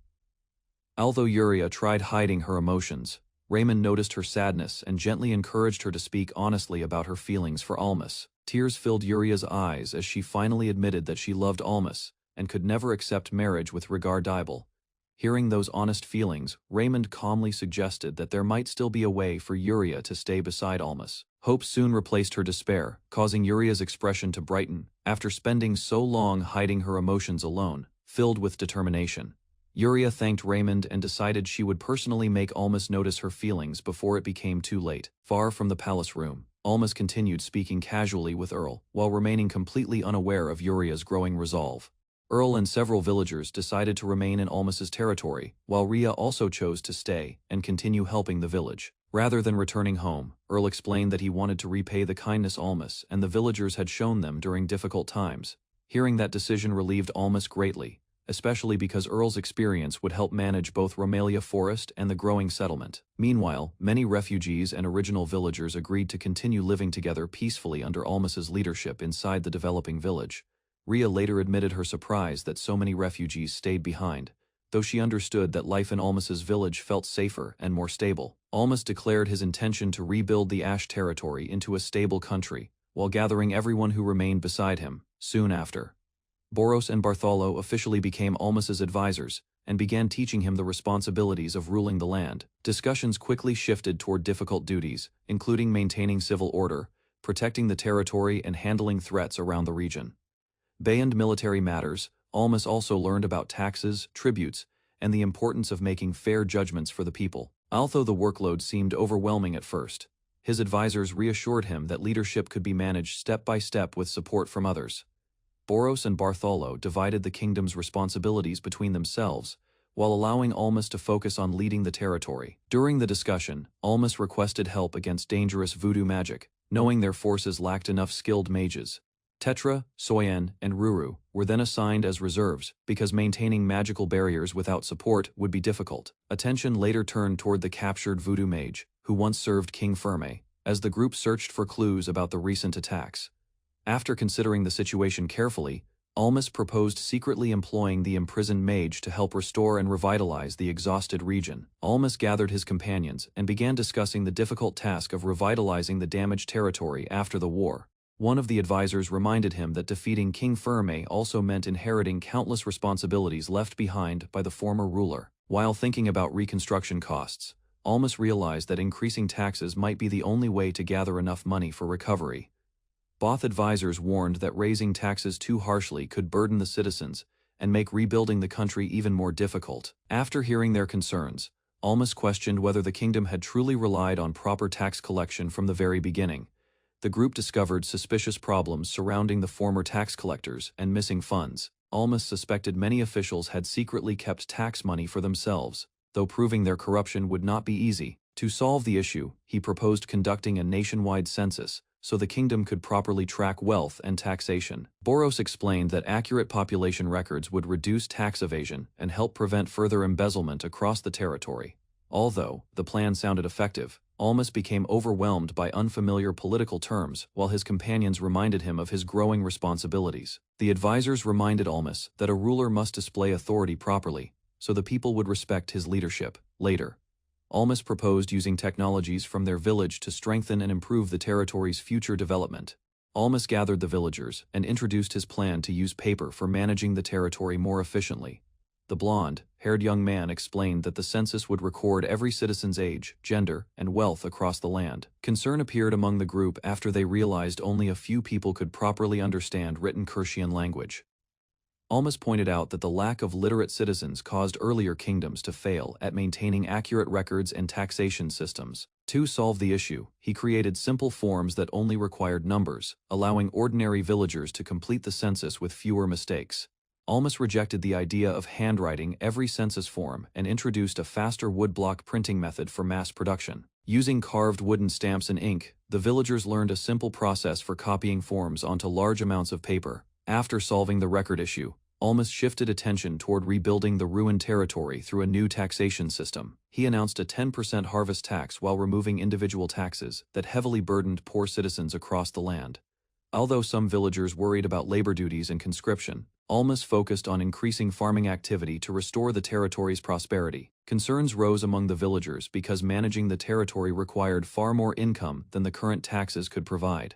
After thinking carefully, Almas decided the territory should earn money through exports, instead of increasing the burden on citizens. He planned to spread improved farming tools across the land, though some workers risked losing their previous jobs. To prevent unemployment, Almas introduced paper manufacturing and new technologies that reduced labor while creating fresh opportunities for poor workers. Later, he delayed discussing crop rotation and surprised everyone by announcing plans to begin producing distilled wine for trade. Excitement spread through the group after Almas revealed plans to create a stronger type of wine for future trade. Several villagers gathered around a barrel while Almas presented an old drink that had been prepared years earlier. After tasting it, the men immediately realized the wine was far stronger and more valuable than ordinary alcohol sold nearby. Almas then explained that most common wine was diluted with water, making its alcohol content much weaker than distilled liquor. Using boiling techniques and temperature differences between water and alcohol, he demonstrated a simple distillation process that amazed everyone present. Almas explained that alcohol could be separated by collecting the vapor that evaporated first and cooling it back into liquid form. The group slowly understood that the process removed water from ordinary wine, creating a much stronger alcoholic drink through distillation. To continue production, Almas presented special distilling equipment that required blacksmiths to carefully craft several important metal parts. Since skilled ironworkers were rare in the kingdom, the villagers asked whether bronze could be used to build the devices instead. After confirming the method would work, Almas shifted attention toward trade, investors, and future military matters for the growing territory. After discussing the economy and trade, Almas moved the meeting toward the final topic of the day, which focused on military affairs. Although Almas lacked experience in warfare, he asked Bartholo to explain the responsibilities of protecting a growing territory. Bartholo reminded him that ruling the land meant protecting both the territory and the citizens living under his authority. He further explained that military forces were necessary for eliminating bandits and defending the territory from invading enemies outside the borders. Listening carefully, Almas realized that governing a territory was not very different from protecting a village, only on a much larger scale. Concern about future conflicts pushed Almas to discuss the need for trained soldiers within the growing territory. During the meeting, the group realized only a limited number of villagers were capable of fighting on the battlefield. Bartholo explained that the Demorgar kingdom stood as the greatest military threat near Rosa's territory and its borders. Despite controlling nearly 50,000 soldiers, the large kingdom had to spread its forces across many different regions. After carefully examining the map, Almas understood that only part of the enemy army could realistically attack their land. Bartholo explained that although the enemy could send many soldiers, their army would still need time to recover its numbers. Meanwhile, he assured Almas that the territory could quickly gather conscripted villagers because the people were already familiar with war. Hearing this, Almas realized emergency troops alone were not enough, and began considering the need for a permanent standing army. One suggestion involved recruiting former soldiers, who had lost their positions after King Firm's fall and now lacked a purpose. After agreeing with the proposal, Almas decided to prepare weapons later while secretly building reserves of black powder for future conflicts. Following the military discussion, Almas decided to continue gathering supplies and resources while preparations for the magic circle advanced steadily. Once nobody raised objections, the meeting finally ended and the group officially settled into life within Ash's territory. As time passed, Almas and Tetra began living together inside the palace overlooking the growing city at night. During a quiet moment together, Tetra reflected on how their relationship had changed after becoming husband and wife. Under the moonlit sky, both of them quietly shared their happiness while adjusting to their new life beside each other. Late at night, Tetra stayed close beside Almas, while the couple quietly enjoyed their peaceful time together. While resting in his arms, she reflected on their new life after officially becoming husband and wife. Soon afterward, both of them remembered their remaining responsibilities as rulers and prepared to continue guiding the territory forward. Determined to support Almas and the territory, Tetra prepared herself while the group planned a journey toward Lozado. Several days later, Almas arrived at the crowded trading city of Claris together with Tetra and their companions. While moving through the busy streets, the bodyguards warned the pair to avoid drawing unnecessary attention in public. Embarrassment spread across Almas's face after Tetra stayed unusually close beside him during the trip through the marketplace. After settling down, the group finally discussed their true purpose in Lozado and the reasons behind their trading expedition. Almas explained that securing buyers for paper and distilled wine was necessary to gather funds for rebuilding the territory. Since the expected profits were still too small, he decided to take a loan and expand the business more aggressively. Several companions questioned why he would not borrow money directly from King Rosas or Raymond instead. According to Almas, the Rosas kingdom lacked wealthy citizens capable of supporting large markets for luxury goods, like paper and wine. To solve the issue, the group prepared to meet a merchant introduced by King Rosas and begin important business negotiations in Lozado. Several days into their journey, Almas and his companions finally reached the coast and witnessed the ocean stretching beyond the horizon. Powerful sea winds and the smell of salt water surprised the group, while Almas quietly recalled memories from his previous world. Across the harbor, enormous ships sailing through the water quickly drew everyone's attention. After carefully studying the envoy vessels, Almas realized the shipbuilding technology of this world was far more advanced than expected. With their observations finished, the group proceeded toward Ains's merchant guild to begin their planned business negotiations. Upon arriving at the merchant guild, Almas presented King Rosas's introduction letter and waited for permission to enter. While resting inside the building, he noticed the room was elegantly decorated despite its modest size. Soon afterward, the merchant Ains personally welcomed the group and invited them further into the guild. During the introduction, Tetra realized Ains could speak the Aldenian language even though he was not originally from Aldenia. To everyone's surprise, Almas responded, using the local written language, immediately catching Ains's attention and interest. After introducing himself, Tetra and their retainers, Almas successfully impressed Ains by speaking fluent Carishian language. While guiding the group through the guild, Ains explained that he learned the language from his Carishian mother. Tetra then shared that her mother, Helena, had once traveled to Ash territory and later married her father there. Hearing Helena's name caused Ains to pause briefly before inviting the group to sit down inside the meeting room. Once everyone settled into their seats, the discussion finally shifted toward the products Almas intended to sell through the merchant guild. Almas introduced paper to Ains and explained that it could replace papyrus and animal skin for recording information. After testing the material carefully, Ains estimated the paper could be sold for twice the normal price of papyrus. Satisfied with the profitable offer, Almas prepared to continue the negotiation by presenting another product to the merchant. Without hesitation, he handed over a cup of distilled alcohol and encouraged Ains to taste the unfamiliar drink. Moments later, the merchant struggled with the strong flavor while realizing the alcohol possessed far greater strength than ordinary wine. Ains carefully tasted the distilled alcohol and estimated that the drink could be sold for 20 times the value of normal wine.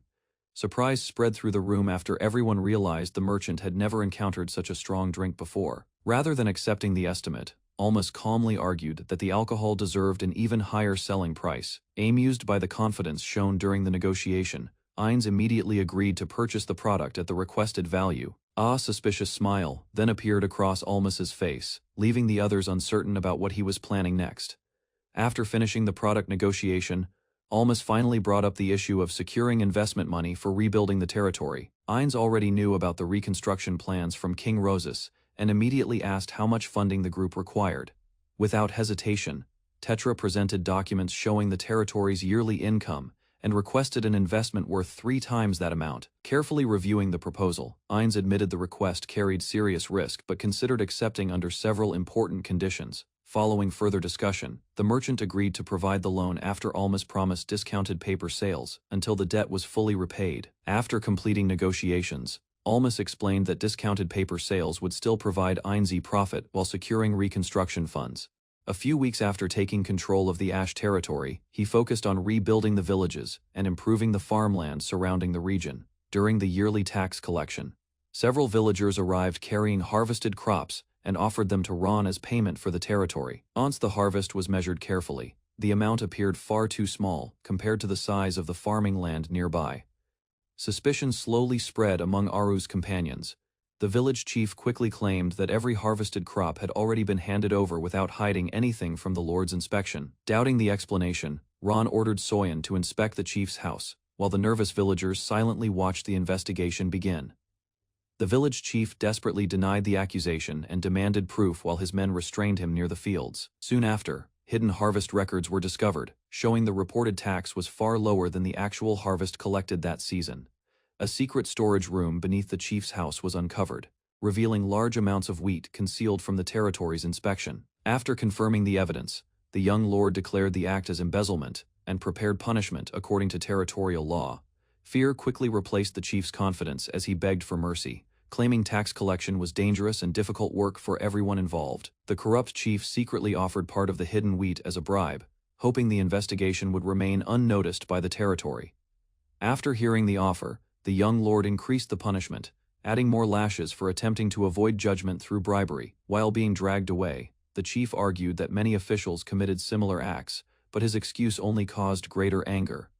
Soon afterward, the confiscated wheat was loaded into carriages and prepared for transport back to the territory's storage facilities. Following the investigation, the group hurried toward Ash Palace to report the corruption case directly to their leader before nightfall.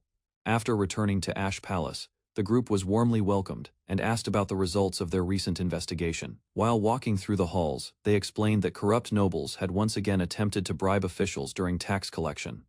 The young lord admitted that tax embezzlement was common across many villages, but ending the practice could improve ordinary lives greatly. Remembering the investigation, the companions laughed together and praised how firmly the young lord handled the corrupt chief's behavior. Although known as a kind ruler, he believed strict punishment was necessary to maintain order and protect the people from dishonest officials. Many citizens in the Ash territory greatly admired Almas because of the loyal retainers who worked beside him faithfully. After finishing the daily report, Almas announced plans to visit a northern village and stay there overnight for further inspection. Later, he thanked his companions for their hard work before gathering everyone together to review the territory's tax records carefully. The investigation revealed that embezzlement created major losses in tax revenue, even though the official harvest tax rate remained relatively low. To solve the problem, Almas proposed a complete census across the territory, so taxation could become fairer and more accurate for both villagers and officials. Almas checked the progress of agricultural reforms and learned that iron farming tools were already being produced and rented to villagers. Because many lands in the Ash territory had been abandoned for years, the new equipment allowed farmers to cultivate desolate fields again.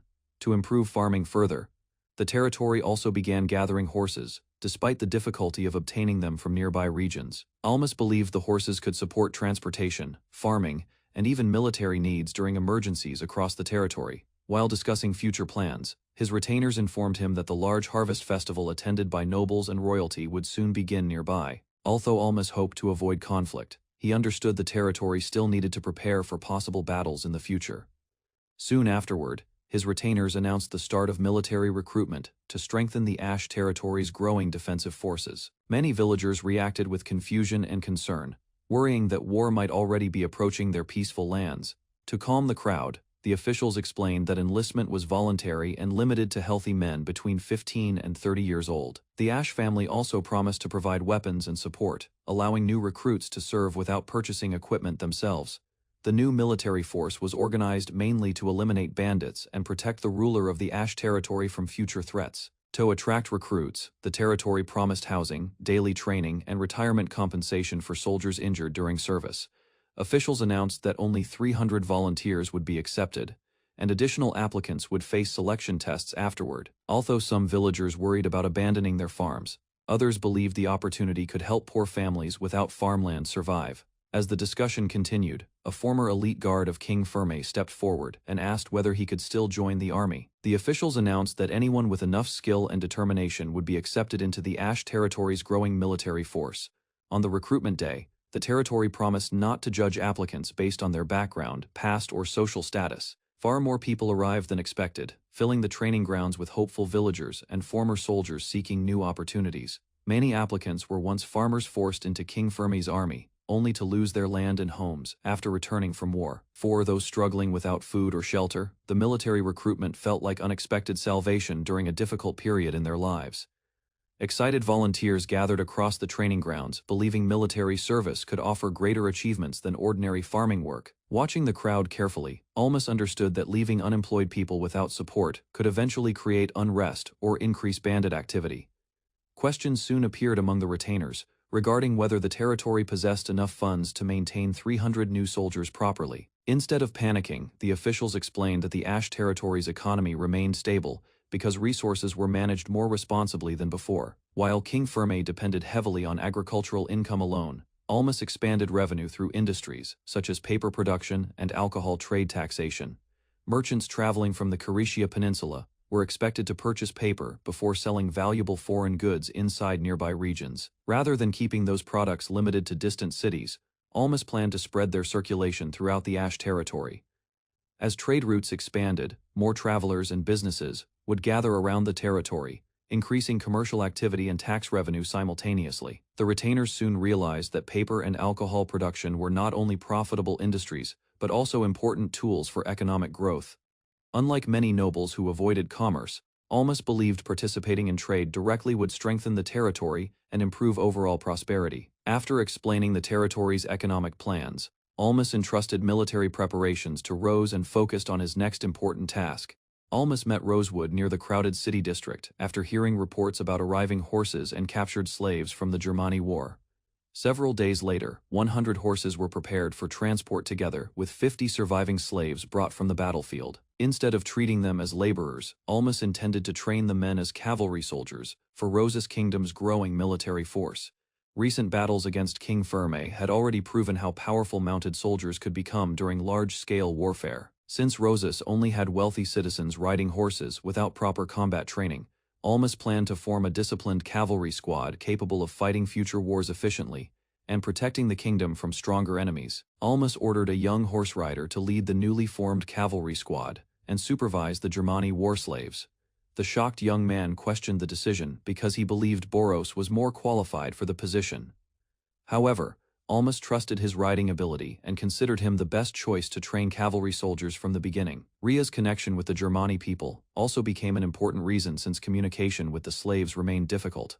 While Graham and Ron handled the archers and foot soldiers, Almas continued building a stronger military force by organizing the kingdom's first proper cavalry unit for future battles and territorial expansion. After receiving Almas's order, the young rider accepted responsibility for leading the cavalry squad and training the former war slaves. A few days later, the long line of 100 horses finally arrived outside the kingdom, astonishing everyone who witnessed the scene. Ines personally delivered the horses to Almas and Tetra, while workers carefully confirmed the total number brought from distant regions. During the inspection, Almas learned many horses had been gathered from nomadic tribes and merchants across the Adenlia Peninsula. Realizing the peninsula contained skilled horse breeders, Almas immediately considered building direct relations with the nomads to secure cheaper horses and strengthen Rose's kingdom's growing cavalry force for future military campaigns. The chained Germani war slaves were escorted into Rose's territory, while Almas carefully observed their exhausted condition and reactions. After gathering everyone together, Almas introduced himself as the ruler of the land and prepared to address the prisoners properly. Because most slaves could not understand the local language, Ria translated Almas's words so the group could follow the explanation. Rather than showing fear or anger, one large slave only focused on his hunger after enduring the long journey across the region. Confused by the unexpected response, Almas and the others realized the exhausted prisoners were more concerned about survival than resisting their new master, or thinking about their uncertain future in Rose's kingdom. Seeing the slaves' exhausted condition, Almas immediately ordered Tetra to prepare food for everyone who had arrived from the long journey. In addition to meals, bathing areas were arranged so the former prisoners could finally clean themselves and recover properly. After giving instructions to Raya for translation, Almas decided to leave the remaining arrangements under Rose's supervision inside the city. Meanwhile, Rose guided the slaves who had already changed clothes and organized them into groups while Raya checked the Germani language carefully. Although the atmosphere remained tense, the starving prisoners gradually calmed down after receiving food, clean clothes, and proper treatment from Almas's people inside Rose's kingdom. Rosewood introduced himself to the former Germani slaves and explained that he would supervise their lives under Almas's authority. Soon afterward, Rosewood announced that the slaves would serve as cavalry soldiers and could earn money and freedom through good performance. Most prisoners reacted with doubt, believing the promise of freedom sounded unrealistic after everything they had experienced during the war. Hearing the criticism, Rosewood immediately searched through the group and confronted the slave who openly questioned the offer. The large warrior introduced himself as Verger and challenged Rosewood's claim, demanding proof that a slave could truly regain freedom under Rose's kingdom's rule in the future. To prove Rosewood's promise was real, Rhea stepped forward and revealed that she had once been a slave who earned her freedom. Even after hearing her story, Verger refused to obey Rosewood because he only respected people stronger than himself. Determined to settle the argument, Rosewood challenged Verger and proposed a horseback duel to decide authority between them. Verger accepted immediately, believing victory would guarantee his freedom, while forcing Rosewood to follow his commands afterward. Without wasting more time, both men prepared for the duel as nearby soldiers and slaves watched the confrontation with growing interest inside Rose's kingdom. After hearing about the planned duel between Rosewood and Verger, Almas calmly discussed the situation with Rhea and Ines nearby. Ines explained that the Germani people were not true nomads, although many learned horse riding because their lands bordered nomadic territories. Understanding the explanation, Almas realized the Germani slaves were familiar with horses, but lacked formal cavalry training and discipline. Before the duel began, Verger noticed Rosewood's stirrups and questioned whether using unfamiliar riding equipment would create an unfair advantage. Rather than forcing the issue, Rosewood agreed to remove the stirrups, so Verger could fight comfortably, while Almas observed the duel preparations with growing curiosity about the outcome. Almas confirmed both Rosewood and Verger were prepared for the horseback match outside the city. To prevent serious injuries, Almas handed both fighters wooden training staffs wrapped heavily with cloth for safety. Clear rules were then announced, including surrender conditions, attack restrictions, and warnings about falling from their horses during combat. Rhea carefully explained that both horses and weapons were equally matched, meaning the duel would depend entirely on individual skill and control. After creating enough distance between the riders, Almas raised his hand and officially began the duel, while nearby citizens, soldiers, and slaves watched the approaching clash with excitement. As the duel began, Rosewood and Verger charged directly toward each other while holding their training spears firmly on horseback. Confident in his larger body and longer reach, Verger believed the collision would guarantee his victory against the smaller opponent. Meanwhile, Almas explained that mounted spear combat relied mainly on accurate thrusting techniques, rather than careless swinging attacks during battle. At the moment of impact, Rosewood skillfully redirected his strike and knocked Verger from his horse before the larger warrior could react properly. Dust filled the battlefield after Verger crashed onto the ground, leaving the watching soldiers and slaves shocked by Rosewood's unexpected victory in the duel. While reviewing the duel, Almas explained that Rosewood avoided the direct attack before countering with a precise strike from the side. He further revealed that Rosewood's balance came from using stirrups and spear techniques inspired by disciplined combat training methods. After losing the duel, Verger accepted defeat and finally acknowledged Rosewood's superior skill as a mounted fighter. Although Verger began calling Rosewood his master, Rosewood immediately clarified that Almas remained the true ruler of the land and cavalry force. With the conflict settled peacefully, Rosewood proudly accepted his role as cavalry commander, while Rhea celebrated his victory beside the watching soldiers and former slaves. Almas returned to Ash's palace after finishing military duties outside the city. Soyeon welcomed him warmly at the entrance. While discussing the cavalry squad and the coming harvest festival, Almas learned that two strangers wanted to meet him. The visitors carried no proof of identity, making the situation suspicious. Even so, Almas stayed calm and listened carefully. Further details revealed the pair were an architect and an explorer from the Scarlet Empire. Their unusual backgrounds caught Almas's attention immediately. After considering the kingdom's lack of skilled workers, Almas decided the architect could become useful for future development. Soyeon explained that the explorer had traveled across the entire continent and searched for distant oceans beyond the land. Interested by such an unusual achievement, Almas ordered the visitors to be guided into the document room for a formal meeting. The two strangers politely greeted Almas after entering the palace hall. Several workers nearby quietly observed them. The woman introduced herself as Ismia, while the tall man revealed his name as Seimei. Their appearance showed they came from distant regions. Almas welcomed both guests calmly and invited them to sit before hearing their experiences and future intentions. Then Almas invited the two visitors to explain why they wished to work under his rule. Ismika quickly prepared her documents while Seimei quietly watched beside her. The young architect presented detailed blueprints and confidently demonstrated her ability to design large buildings for the kingdom. Additional drawings revealed plans for roads, bridges, and siege weapons. Her wide range of knowledge impressed everyone inside the room. Although Almas recognized the quality of the designs, he wondered why someone with such talent had chosen his territory instead of a stronger nation. Ismaya finally revealed that admiration for Almas's reputation and ambitions convinced her to offer her abilities to his growing country. Seimei encouraged Ismaya to reveal the real reason behind her journey, instead of hiding the truth from Almas. With visible hesitation, the young architect confessed that every kingdom she previously visited had refused to accept her work.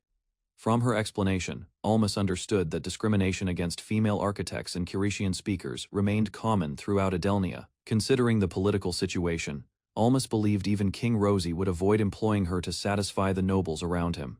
For that reason, Ismia placed her hopes on Almas, whose youth and flexible thinking offered a better chance for her future. After hearing Ismia's explanation, Almas understood her ambition and considered the possibility that she sought success before larger kingdoms noticed her talent. Rather than hiring her immediately, Almas decided to test her abilities first by assigning repairs to the damaged border wall. Relief quickly appeared on Izmia's face after receiving the opportunity to prove herself through real work inside the kingdom. Satisfied with her determination, Almas moved the meeting forward and turned his attention towards Seimei, the second visitor seeking employment. Seimei calmly introduced himself as a traveler from the distant Scarlet Empire, a Western nation widely known across the continent as the Country of Silk. After months of travel, Seimei finally achieved his goal of reaching the distant ocean located at the edge of the continent. While searching for materials to record his experiences, the traveler encountered paper produced within Almas's territory and became interested in it immediately.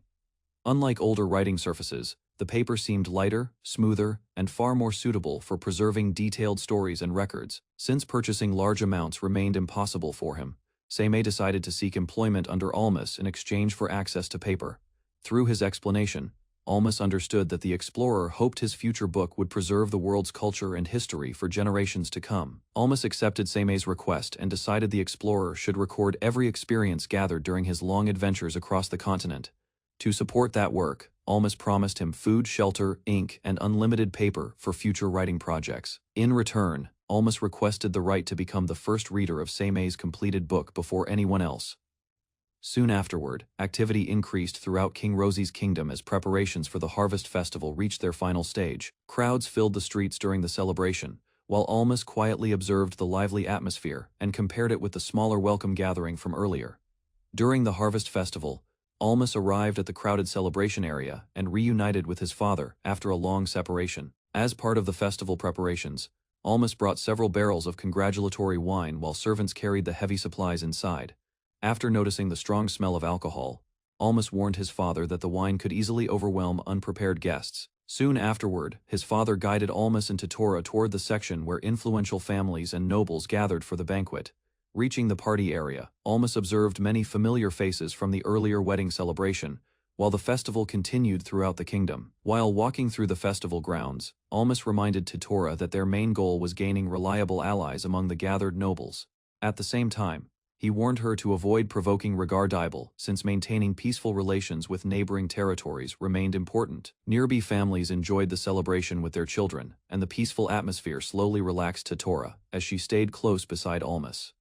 Wanting to keep the mood light, Almas returned carrying drinks and offered Tora a choice before continuing through the crowded festival. Unexpectedly, Tora asked Almas whether he preferred having a boy or a girl first, leaving him completely confused by the sudden question. Caught off guard by Tora's sudden question, Almas carefully answered that either choice was acceptable, though a son might prevent future inheritance conflicts. After thinking for a moment, he jokingly suggested having a boy first, and a girl afterward, while smiling toward the others nearby. Tora immediately continued the discussion and assumed Almas intended to raise many children in the future, leaving him embarrassed by the misunderstanding. Before the conversation became even stranger, several guests approached Almas and requested stories about his past battles and achievements. Although Almas agreed to entertain the group during the festival, thoughts about King Fermi's final message quietly returned to his mind afterward. While enjoying the festival, Almas quietly remembered King Fermi's final request and decided he truly wanted to protect Tora's happiness. Those thoughts strengthened his feelings, and Almas accepted that his affection for Tora would never disappear, despite future burdens. Soon afterward, excited festival guests gathered around him, with one young woman happily asking for a commemorative handshake. More people quickly surrounded Almas, including mothers and children who wanted to hear stories about his adventures and achievements. As the crowd continued, growing around him, Almas became overwhelmed by the sudden attention, while Tora silently watched the lively scene nearby. As the festival continued, several noblewomen began questioning Almas about heirs and the future succession of the Ash family. Their growing interest made Almas realize many of them hoped to marry into the Ash territory and gain political influence. Although he tried, leaving politely, the determined girls continued surrounding him and refused to let the conversation end so easily. While observing the situation, Almas understood that many of the women were connected to the influential Dibble family and sought stronger ties with Ash territory. Before the pressure became overwhelming, Tora quietly pulled Almas away and guided him toward food stalls located farther from the crowd. Tora quickly pulled Almas away from the persistent noblewoman, leaving the disappointed girls behind during the crowded festival. After escaping the situation, Almas joked about her rough approach, while Tora calmly explained that weaker families often used such gatherings to seek influence. Tetra calmly warned Almas that taking a concubine could damage the balance within his family and future rule. Although Almas understood her concern, Tetra quietly wondered whether she would someday become the concubine he chose, despite lacking real affection. Their discussion stopped when a large group suddenly advanced through the crowded street, drawing attention from nearby citizens. People quickly identified the man leading the followers as Rhaegar Dibul, a powerful figure known across the region. Rhaegar approached Almas directly with confidence, while his companions observed silently, signaling the beginning of an important encounter. With a friendly expression, Rhaegar approached Almas and Tetra to celebrate their recent marriage. During the greeting, Almas accepted the handshake and slowly realized the man seemed calmer than the rumors suggested. Soon afterward, Rhaegar explained his absence from the wedding, claiming a sudden illness had prevented him from attending. While maintaining a gentle smile, Almas quietly increased the strength of his grip without drawing attention from others nearby. Sweat immediately ran down Rhaegar's face as intense pain spread through his hand, exposing Almas's hidden warning. Pain from the crushing handshake forced Rhaegar to pull away, while glaring angrily at Almas in front of the crowd. Although Almas appeared calm, he immediately realized the meeting had turned hostile, after provoking the proud leader. Moments later, Rhaegar shouted at his followers and stormed away through the busy street with visible frustration.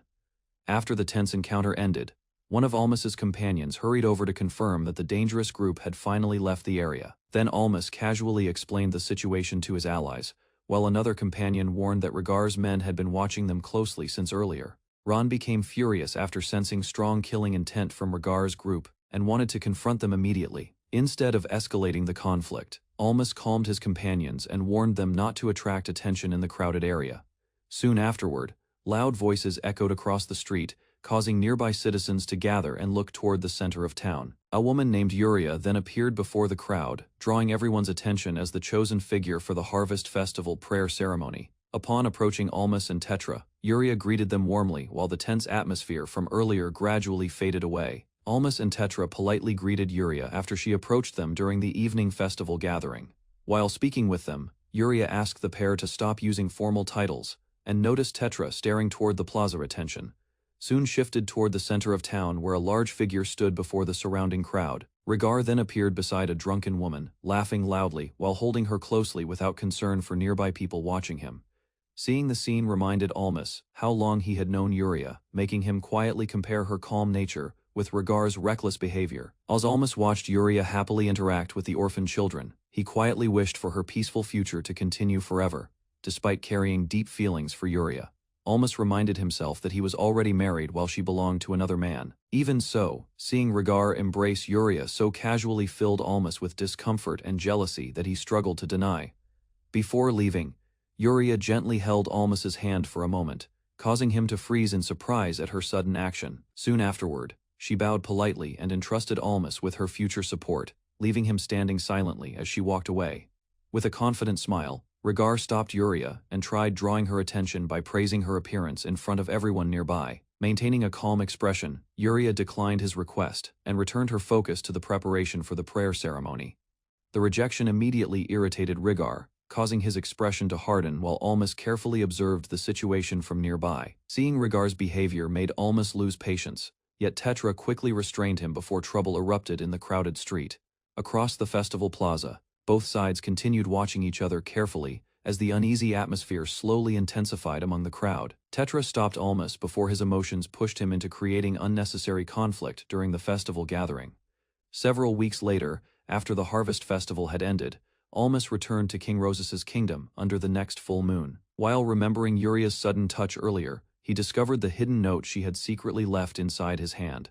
Following the message, Almas entered a quiet building where Yuria waited alone among rows of bookshelves and candlelight. With a relieved smile, Yuria welcomed Almas warmly and thanked him for accepting her private invitation, despite the possible risks. After confirming permission to use the shop privately, Yuria began speaking with Almas about memories from their earlier days together. While searching through the shelves, she asked whether he still remembered the unusual caramel grass from their first meeting. To answer her question, Almas revealed that he had gathered fresh caramel grass before coming because the memory remained important to him. Holding the gift close to her chest, Yuria became emotional and thanked Almas sincerely while struggling to hide her feelings. At last, Yuria confessed her love directly to him, leaving Almas frozen in shock, Despite quietly understanding her feelings already, standing close together inside the quiet shop, Yuria asked Almas whether he truly shared the same feelings she confessed earlier. After admitting his love, honestly, Almas embraced Yuria tightly before the two exchanged a passionate kiss for the first time. Breathing heavily afterward, Yuria teasingly noticed his improved kissing while Almas struggled with guilt over his growing emotions. Despite joking about his recent marriage and possible betrayal, Yuria reminded him that she had invited him there willingly. Finally, while holding the caramel grass against her chest, Yuria sincerely asked Almas to marry her in the future. After hearing Yuria's proposal, Almas admitted that he truly loved her, just as deeply as he loved Tetra. Even so, he explained that his hesitation came from reasons far more complicated than guilt toward his current wife. Refusing to back down, Yuria passionately argued that marrying her would not force him to abandon Tetra or lose anything important. Determined to persuade him further, she declared that their marriage would also strengthen his position as King Rosace's future successor. Despite understanding her feelings and political reasoning, Almas realized that accepting her proposal would create even greater problems for everyone involved. Yuria warned Almas that rejecting Regar's engagement would never end peacefully and could easily ignite a devastating civil war. While clenching his fist, Almas explained that avoiding unnecessary bloodshed remained one of his most important principles as a ruler. At the same time, he admitted that becoming King Rosace's successor carried responsibilities far heavier than anything he had experienced before.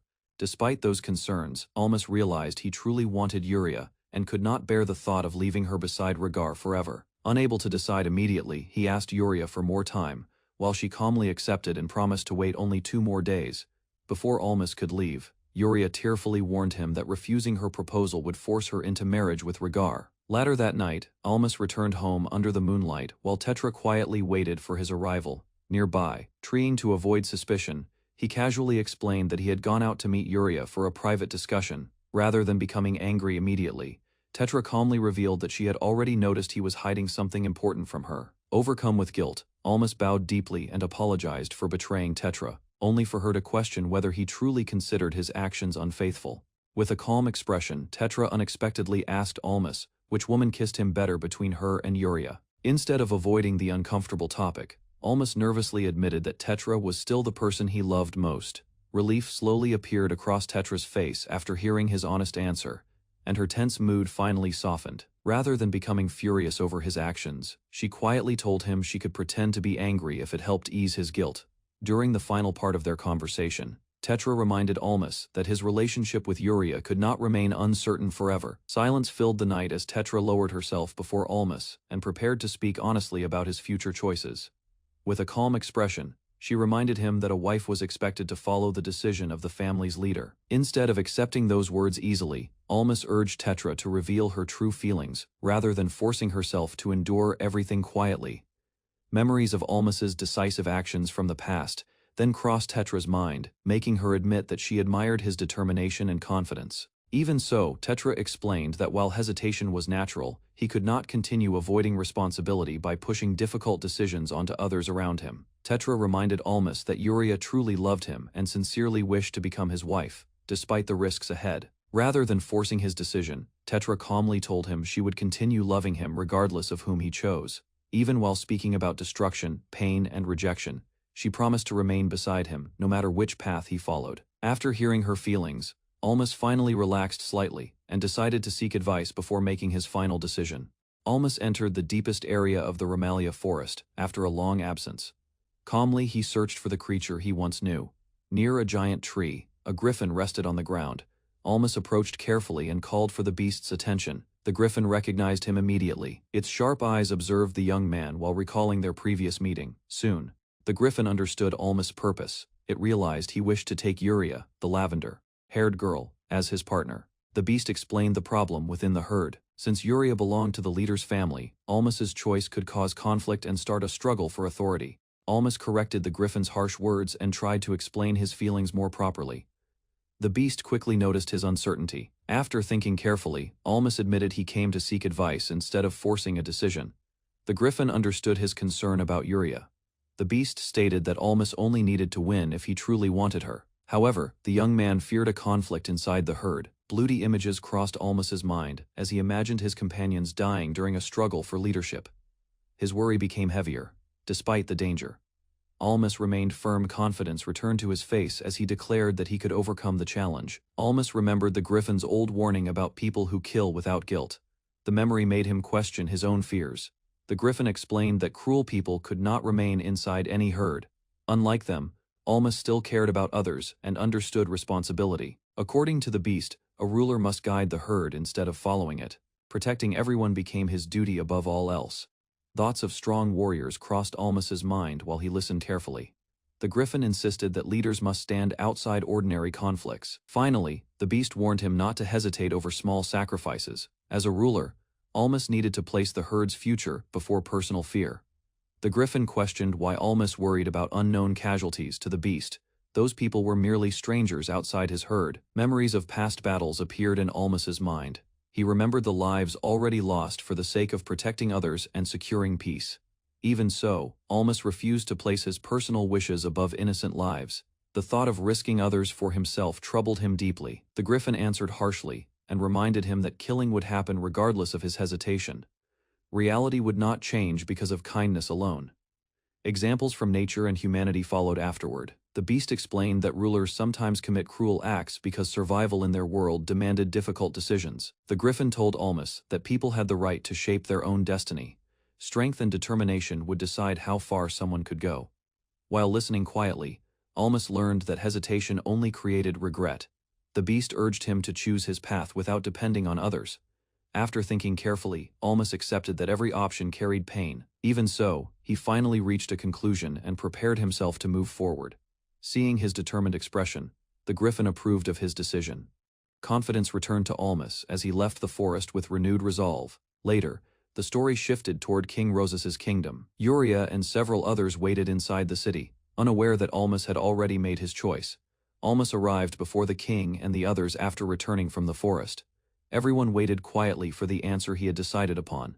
After thanking them for giving him time, Almas admitted he was about to make a selfish request despite understanding the weight of it. Gathering his courage, he asked for both the kingdom and Yuria. Determination filled his expression as he spoke without hesitation. Soon afterward, Almas directly asked Yuria to marry him. The sudden proposal shocked everyone inside the hall, including Yuria herself. Without delay, Yuria accepted his feelings happily and rushed toward him. Her excitement overwhelmed Almas, while the others watched the scene in surprise. Yuria continued clinging to Almas while the others recovered from the sudden proposal. The king admitted that Almas reached his decision much faster than expected. Another noble revealed that he had prepared to persuade Almas if the answer took too long. Almas then learned Yuria had only given him 3 days. The people around him reacted with disbelief at the short deadline. Even experienced leaders considered such an important choice difficult to make quickly. Yuria calmly explained that pressure often helped people decide faster. Her playful expression left Almas speechless for a moment. The king turned serious again, and thanked those who guided Almas toward his final decision regarding both Yuria and the kingdom. After recalling the Griffin's advice, Almas revealed his true ambition. He quietly admitted that he wanted to unite the entire Adelnia Peninsula. The people inside the hall immediately reacted with shock. Even the king and Yuria were surprised by the scale of Almas's goal. Embarrassed by their reactions, Almas tried to laugh it off as a joke. However, the king understood that the dream reflected Almas's genuine thoughts. Attention soon shifted toward preparations for the engagement and enthronement. Almas then suggested finishing every ceremony within only 2 days. The reason quickly became clear afterward. Almas planned to gather an army immediately and eliminate the nobles who refused to attend the ceremony. The king agreed that acting while still alive would be the wiser choice. Almas calmly confirmed that he understood the danger ahead. However, the king pointed out a serious problem. Almas lacked major achievements, making it difficult for others to fully accept his rule. Yuria listened quietly as Almas admitted his concern about inheriting the throne without enough accomplishments to support his position. Soon, the discussion shifted toward King Demorgar's kingdom, which threatened to invade at any moment. The king then proposed an idea to solve both problems. His answer was simple and direct. The royal army would march against Demorgar's forces before they could expand further into the southern territories. Almas predicted that Demorgar's kingdom would begin moving within 3 years. Despite concerns about the king's health, preparations for the future continued. To avoid information leaks, the king ordered Almas to keep the military plans secret from almost everyone. Only a few trusted people were informed. Before leaving, Yuria hesitated because she wanted to apologize personally to Tetra. Almas quickly understood her feelings and decided to accompany her together. They departed from the castle under the night sky. Yuria happily accepted Almas's support, while both prepared to face the problems ahead. Almas informed Tetra about his decision to marry Yuria. Although surprised at first, Tetra calmly accepted the news after hearing the explanation. Soon afterward, Tetra admitted that she felt angry despite Yuria's apology. The tense atmosphere made Almas quietly observe their exchange. Yuria then revealed the true reason for her guilt. By becoming Almas's wife and future queen, she would stand above Tetra in status. Tetra explained that her anger did not come from losing position or authority. Instead, she felt frustrated because Yuria had hidden her worries instead of trusting her. After realizing her mistake, Yuria sincerely apologized once more. Tetra forgave her, and Almas happily watched both women reconcile peacefully together. Calmly, Tetra reassured Yuria that becoming Almas's main wife would not damage their bond. During the discussion, Tetra emphasized that love carried greater value than status or position.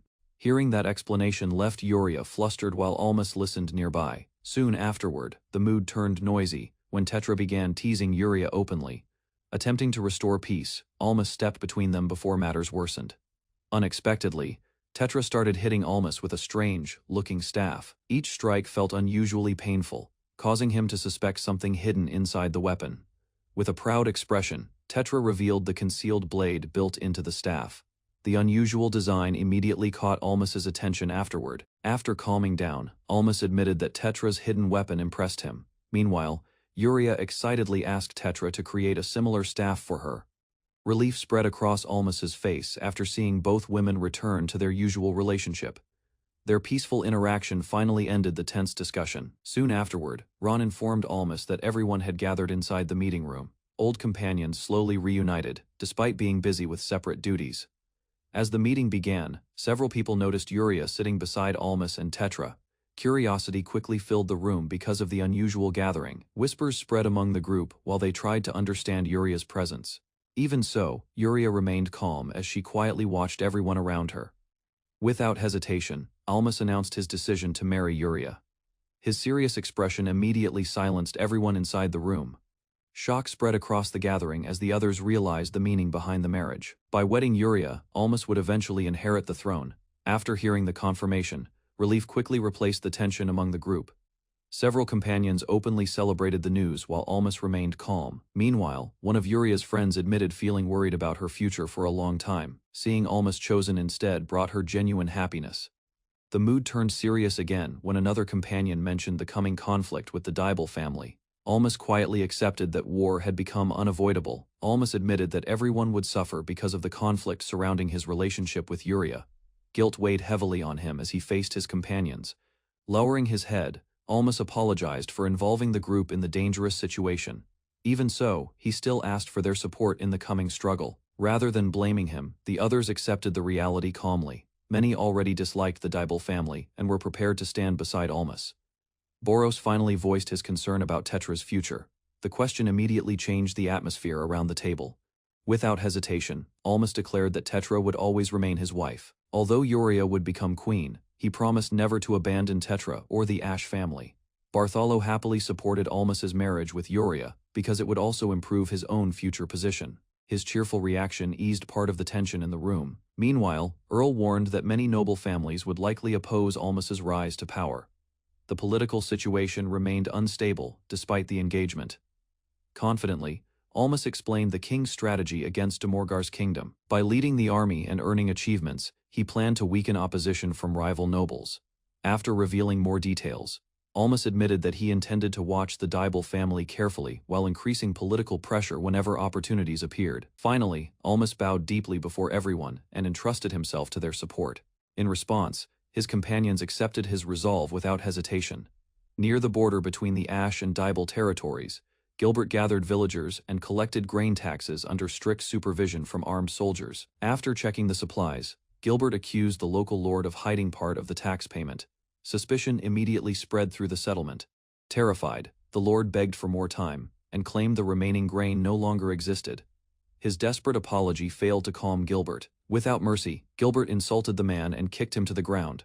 The soldiers watched silently while the villagers feared further punishment. Soon afterward, Gilbert ordered his men to search every warehouse in the area. Even empty buildings and hidden locations were investigated thoroughly. The villagers watched helplessly as Gilbert discovered hidden grain supplies inside the settlement. Fear spread quickly because those seeds were meant for next year's harvest. Ignoring their pleas, Gilbert demanded repayment with heavy interest and silenced anyone who protested. Violence soon replaced any remaining hope among the people. Afterward, Gilbert ordered his soldiers to gather every villager together. Pretending to care for the territory, he blamed the people for the missing taxes instead. During the chaos, Gilbert noticed an unfamiliar young woman standing among the crowd. Her uneasy expression immediately drew his suspicion. Soon, Gilbert questioned the girl about her origins and residency papers. Unable to answer properly, she became trapped under his growing pressure and suspicion. Gilbert demanded additional marriage and first-night taxes after learning about the couple's situation. Fear immediately spread across the villagers gathered nearby. Desperately, the husband and wife begged for mercy while promising future payment. Gilbert ignored their suffering and offered only a cruel condition instead. Leaning closer with a disturbing smile, Gilbert revealed what he truly wanted. His demand left the young couple frozen in shock. Slowly, Gilbert explained that all taxes and legal problems would disappear if the woman surrendered herself to him willingly. His expression showed complete confidence in his authority. Hearing the disgusting proposal, the husband finally lost control. Anger replaced fear as he prepared to resist Gilbert openly. Unable to endure the pressure any longer, the young woman accepted Gilbert's cruel demand.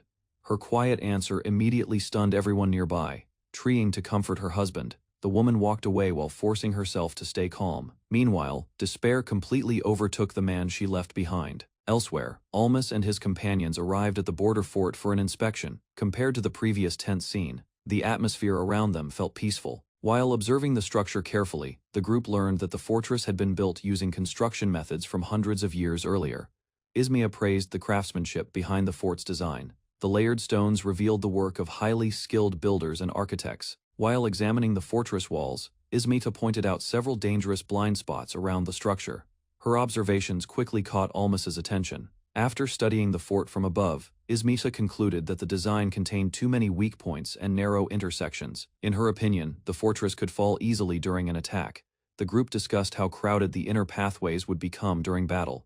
Almas realized the movement of soldiers and supplies would create serious problems. Attention then shifted toward repairing the fortress through major renovations. However, Ash territory lacked enough high-quality stone for such a large project. Tetra suggested obtaining stone from King Rosas's land instead of relying on Dibel territory. Hearing that idea immediately relieved Almas. Almas decided to purchase stone from King Rosas and entrusted Ismia with designing the fortress renovation project. Excited by the responsibility, Ismia promised to complete the design quickly while preparing materials for construction within a week. Almas returned to Ash's palace after traveling outside the territory. Ron welcomed him while preparing an important report. Inside the palace, Almas learned that a serious issue appeared during his absence. Boros immediately gathered everyone to explain the situation. Boros revealed that refugees from Dibel's territory had secretly arrived near the forest border. Their sudden appearance worried the palace officials. Then Almas carefully asked whether Dibel's house demanded the refugees back or sent any message afterward. The group confirmed nearly 200 refugees were hiding nearby. Ron and several soldiers kept the matter secret to prevent political conflict. Almas decided to meet the refugee representative after realizing the situation could be solved quietly without causing panic inside the territory. A young woman named Prime Noctis appeared before the group and sincerely requested protection for her people. During the meeting, Almas learned that Dibel's territory forced heavy taxes on land, goods, labor, and even marriage. Many villagers escaped because they could no longer survive there. The explanation continued with even harsher laws, including taxes connected to death and funerals. Almas listened carefully while understanding the refugees' suffering. After hearing everything, the palace members silently observed Prime Noctis while considering the difficult decision ahead. Prime Noctis explained that Dibel's relatives abused their authority freely, while nobody inside the territory dared to resist them. The refugees revealed that violence, robbery, and random killings had become common under Dibel's rule. Almas quietly listened to every detail. After hearing the report, Almas allowed the refugees to remain temporarily under his protection. Ron and Soyeon received responsibility for managing their safety. Later, Almas questioned Earl, who had secretly investigated Dibel's territory to confirm whether the refugees' claims were trustworthy. Earl confirmed the heavy taxes were real and explained that many families suffered greatly. Some villagers were even forced to sell their own children. Boros explained that refugees from Dibel's territory had appeared many times in the past. even during earlier rulers before Almas gained control. After speaking with the refugees directly, Almas realized the territory's condition had become far worse than before under Dibel's family. Different refugees shared conflicting stories, but most people inside the territory still deeply hated Dibel's relatives and feared their actions. Almas decided to protect the refugees while hiding their existence from outsiders. He also understood that accepting them would weaken Dibel's authority. Boros agreed with the plan, but warned that sheltering refugees without permission could violate territorial laws between neighboring lands. Although the refugees could cause political trouble, Boros believed the royal court would still stand behind Almas if the matter became public. Secrecy, however, remained the safer choice. To avoid suspicion, the refugees were moved quietly into Romalia Forest during the night. Extra workers were also needed in the village, making the decision beneficial. A few days later, panic spread through Ash's palace when news arrived that Regard Dibel had suddenly appeared at the territory. After hearing the report, Almas noticed Dibel only traveled with a small group of guards. Careful observation became his priority before taking further action. Instead of creating tension immediately, Almas chose hospitality first. A proper meal was prepared to make Dibel lower his guard. A large meal was prepared as Almas welcomed Regard Dibel into Ash's palace. Despite the hospitality, the atmosphere between them remained tense and cautious. While observing Dibel's calm behavior during dinner, Almas quietly questioned the true reason behind the unexpected visit. Suspicion continued growing in his mind. Soon afterward, Dibel revealed that several people had escaped from his territory and might be hiding nearby under another lord's protection. Without exposing the refugees, Almas pretended ignorance and promised to investigate the matter carefully. Internally, however, he refused to hand anyone over. To prevent suspicion, Almas had already erased every trace left by the refugees.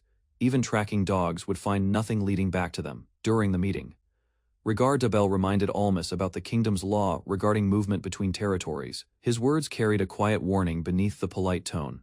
A threatening atmosphere soon filled the room as Dibel warned Almas not to ignore the matter if refugees were discovered later. Keeping his composure, Almas acted unaware of any hidden refugees and calmly promised cooperation if suspicious people were found nearby. After Dibel finally departed, Almas realized the visitor had suspected him from the beginning. Even so, he decided to stay patient and observe Dibel's next move carefully. Far from Ash's palace, Dibel exploded with anger after failing to expose Almas. Furniture shattered around him as frustration completely overtook his temper. Back inside his residence, Regard Dibel angrily ordered his servants to summon trusted subordinates after failing to expose Almas publicly. One advisor explained that the refugees could only escape toward Ash's territory because nearby kingdoms were too distant and heavily guarded. Although Dibel lacked evidence to accuse Almas directly, his followers realized the refugees' tracks had been completely erased before the investigation began. Rather than abandoning the matter entirely, Dibel's group planned to use future conflicts as justification to limit Almas's influence and political freedom. Hatred toward Almas continued growing inside Dibel's heart. 1 week later, another massive wave of refugees started moving from Dibel's territory toward Ash's land. Late at night, Boros urgently visited Almas and delivered troubling news about another refugee movement near the border territory. Reports soon confirmed that nearly 1,000 refugees were heading toward Ash's land.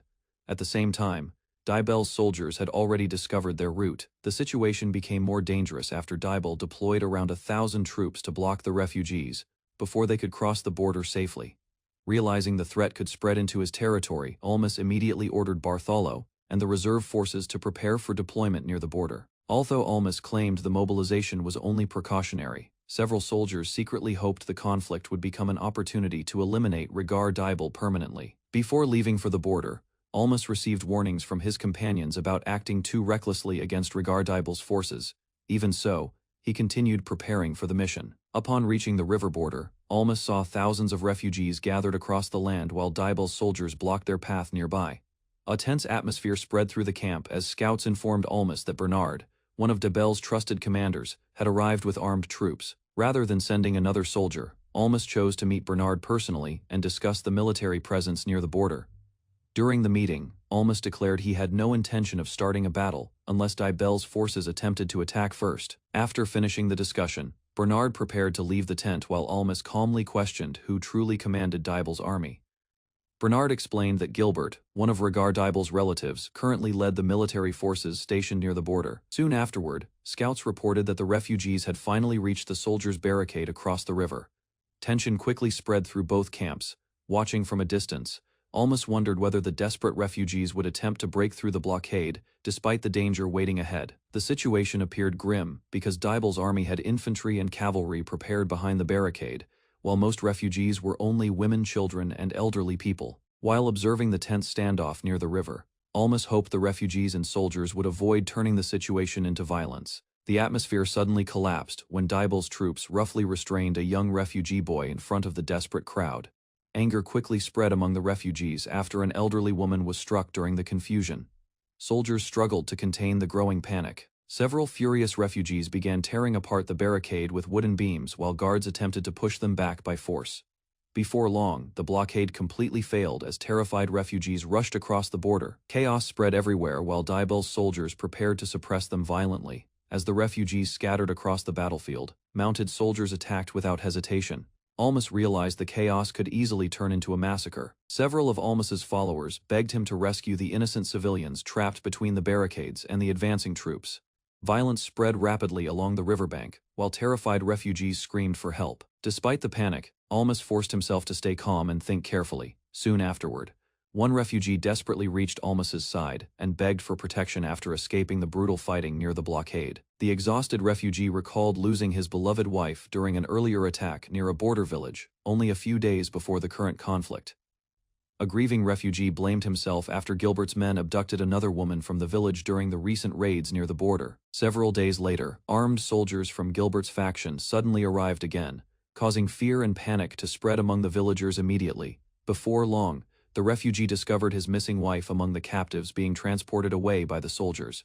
He desperately tried to reach her. After the soldiers finally left, the man reunited with his injured wife and tearfully questioned the brutal treatment she had suffered.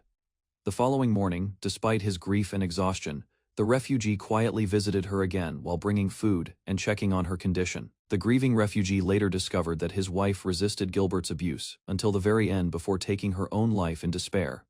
After learning the truth behind her death, the man became overwhelmed with grief and anger toward Gilbert and the soldiers responsible. Several days afterward, he gathered the remaining villagers and declared that everyone should abandon Dibel's territory before more tragedies occurred. Although many refugees prepared to escape together, the grieving man remained behind and showed little interest in continuing his own life. Before departing, another villager encouraged him to survive and join them later, instead of wasting his life seeking revenge against Gilbert alone.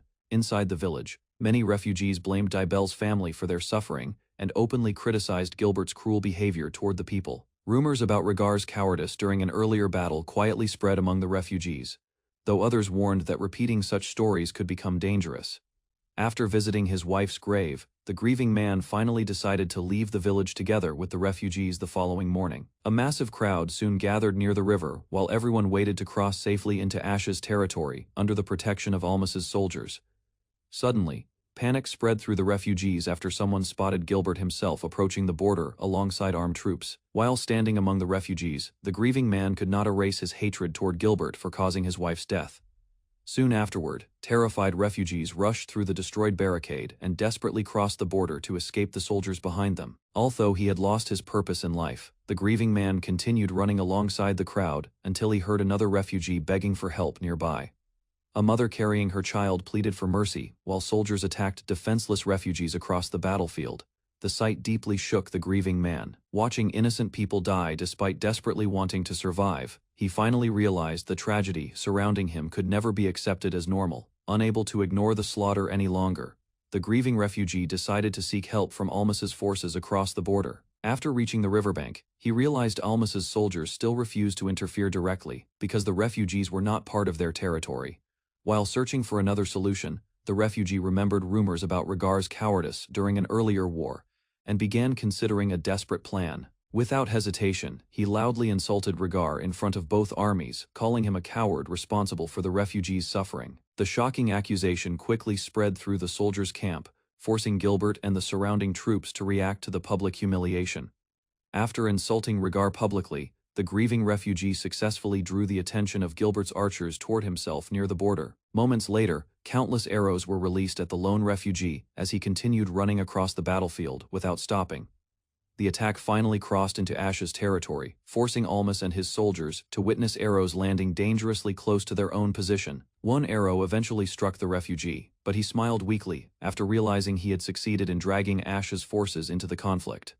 As his strength faded away, the refugee imagined his beloved wife reaching out toward him peacefully one final time. The refugee died peacefully beside the river after sacrificing himself to force Ash's territory into the conflict.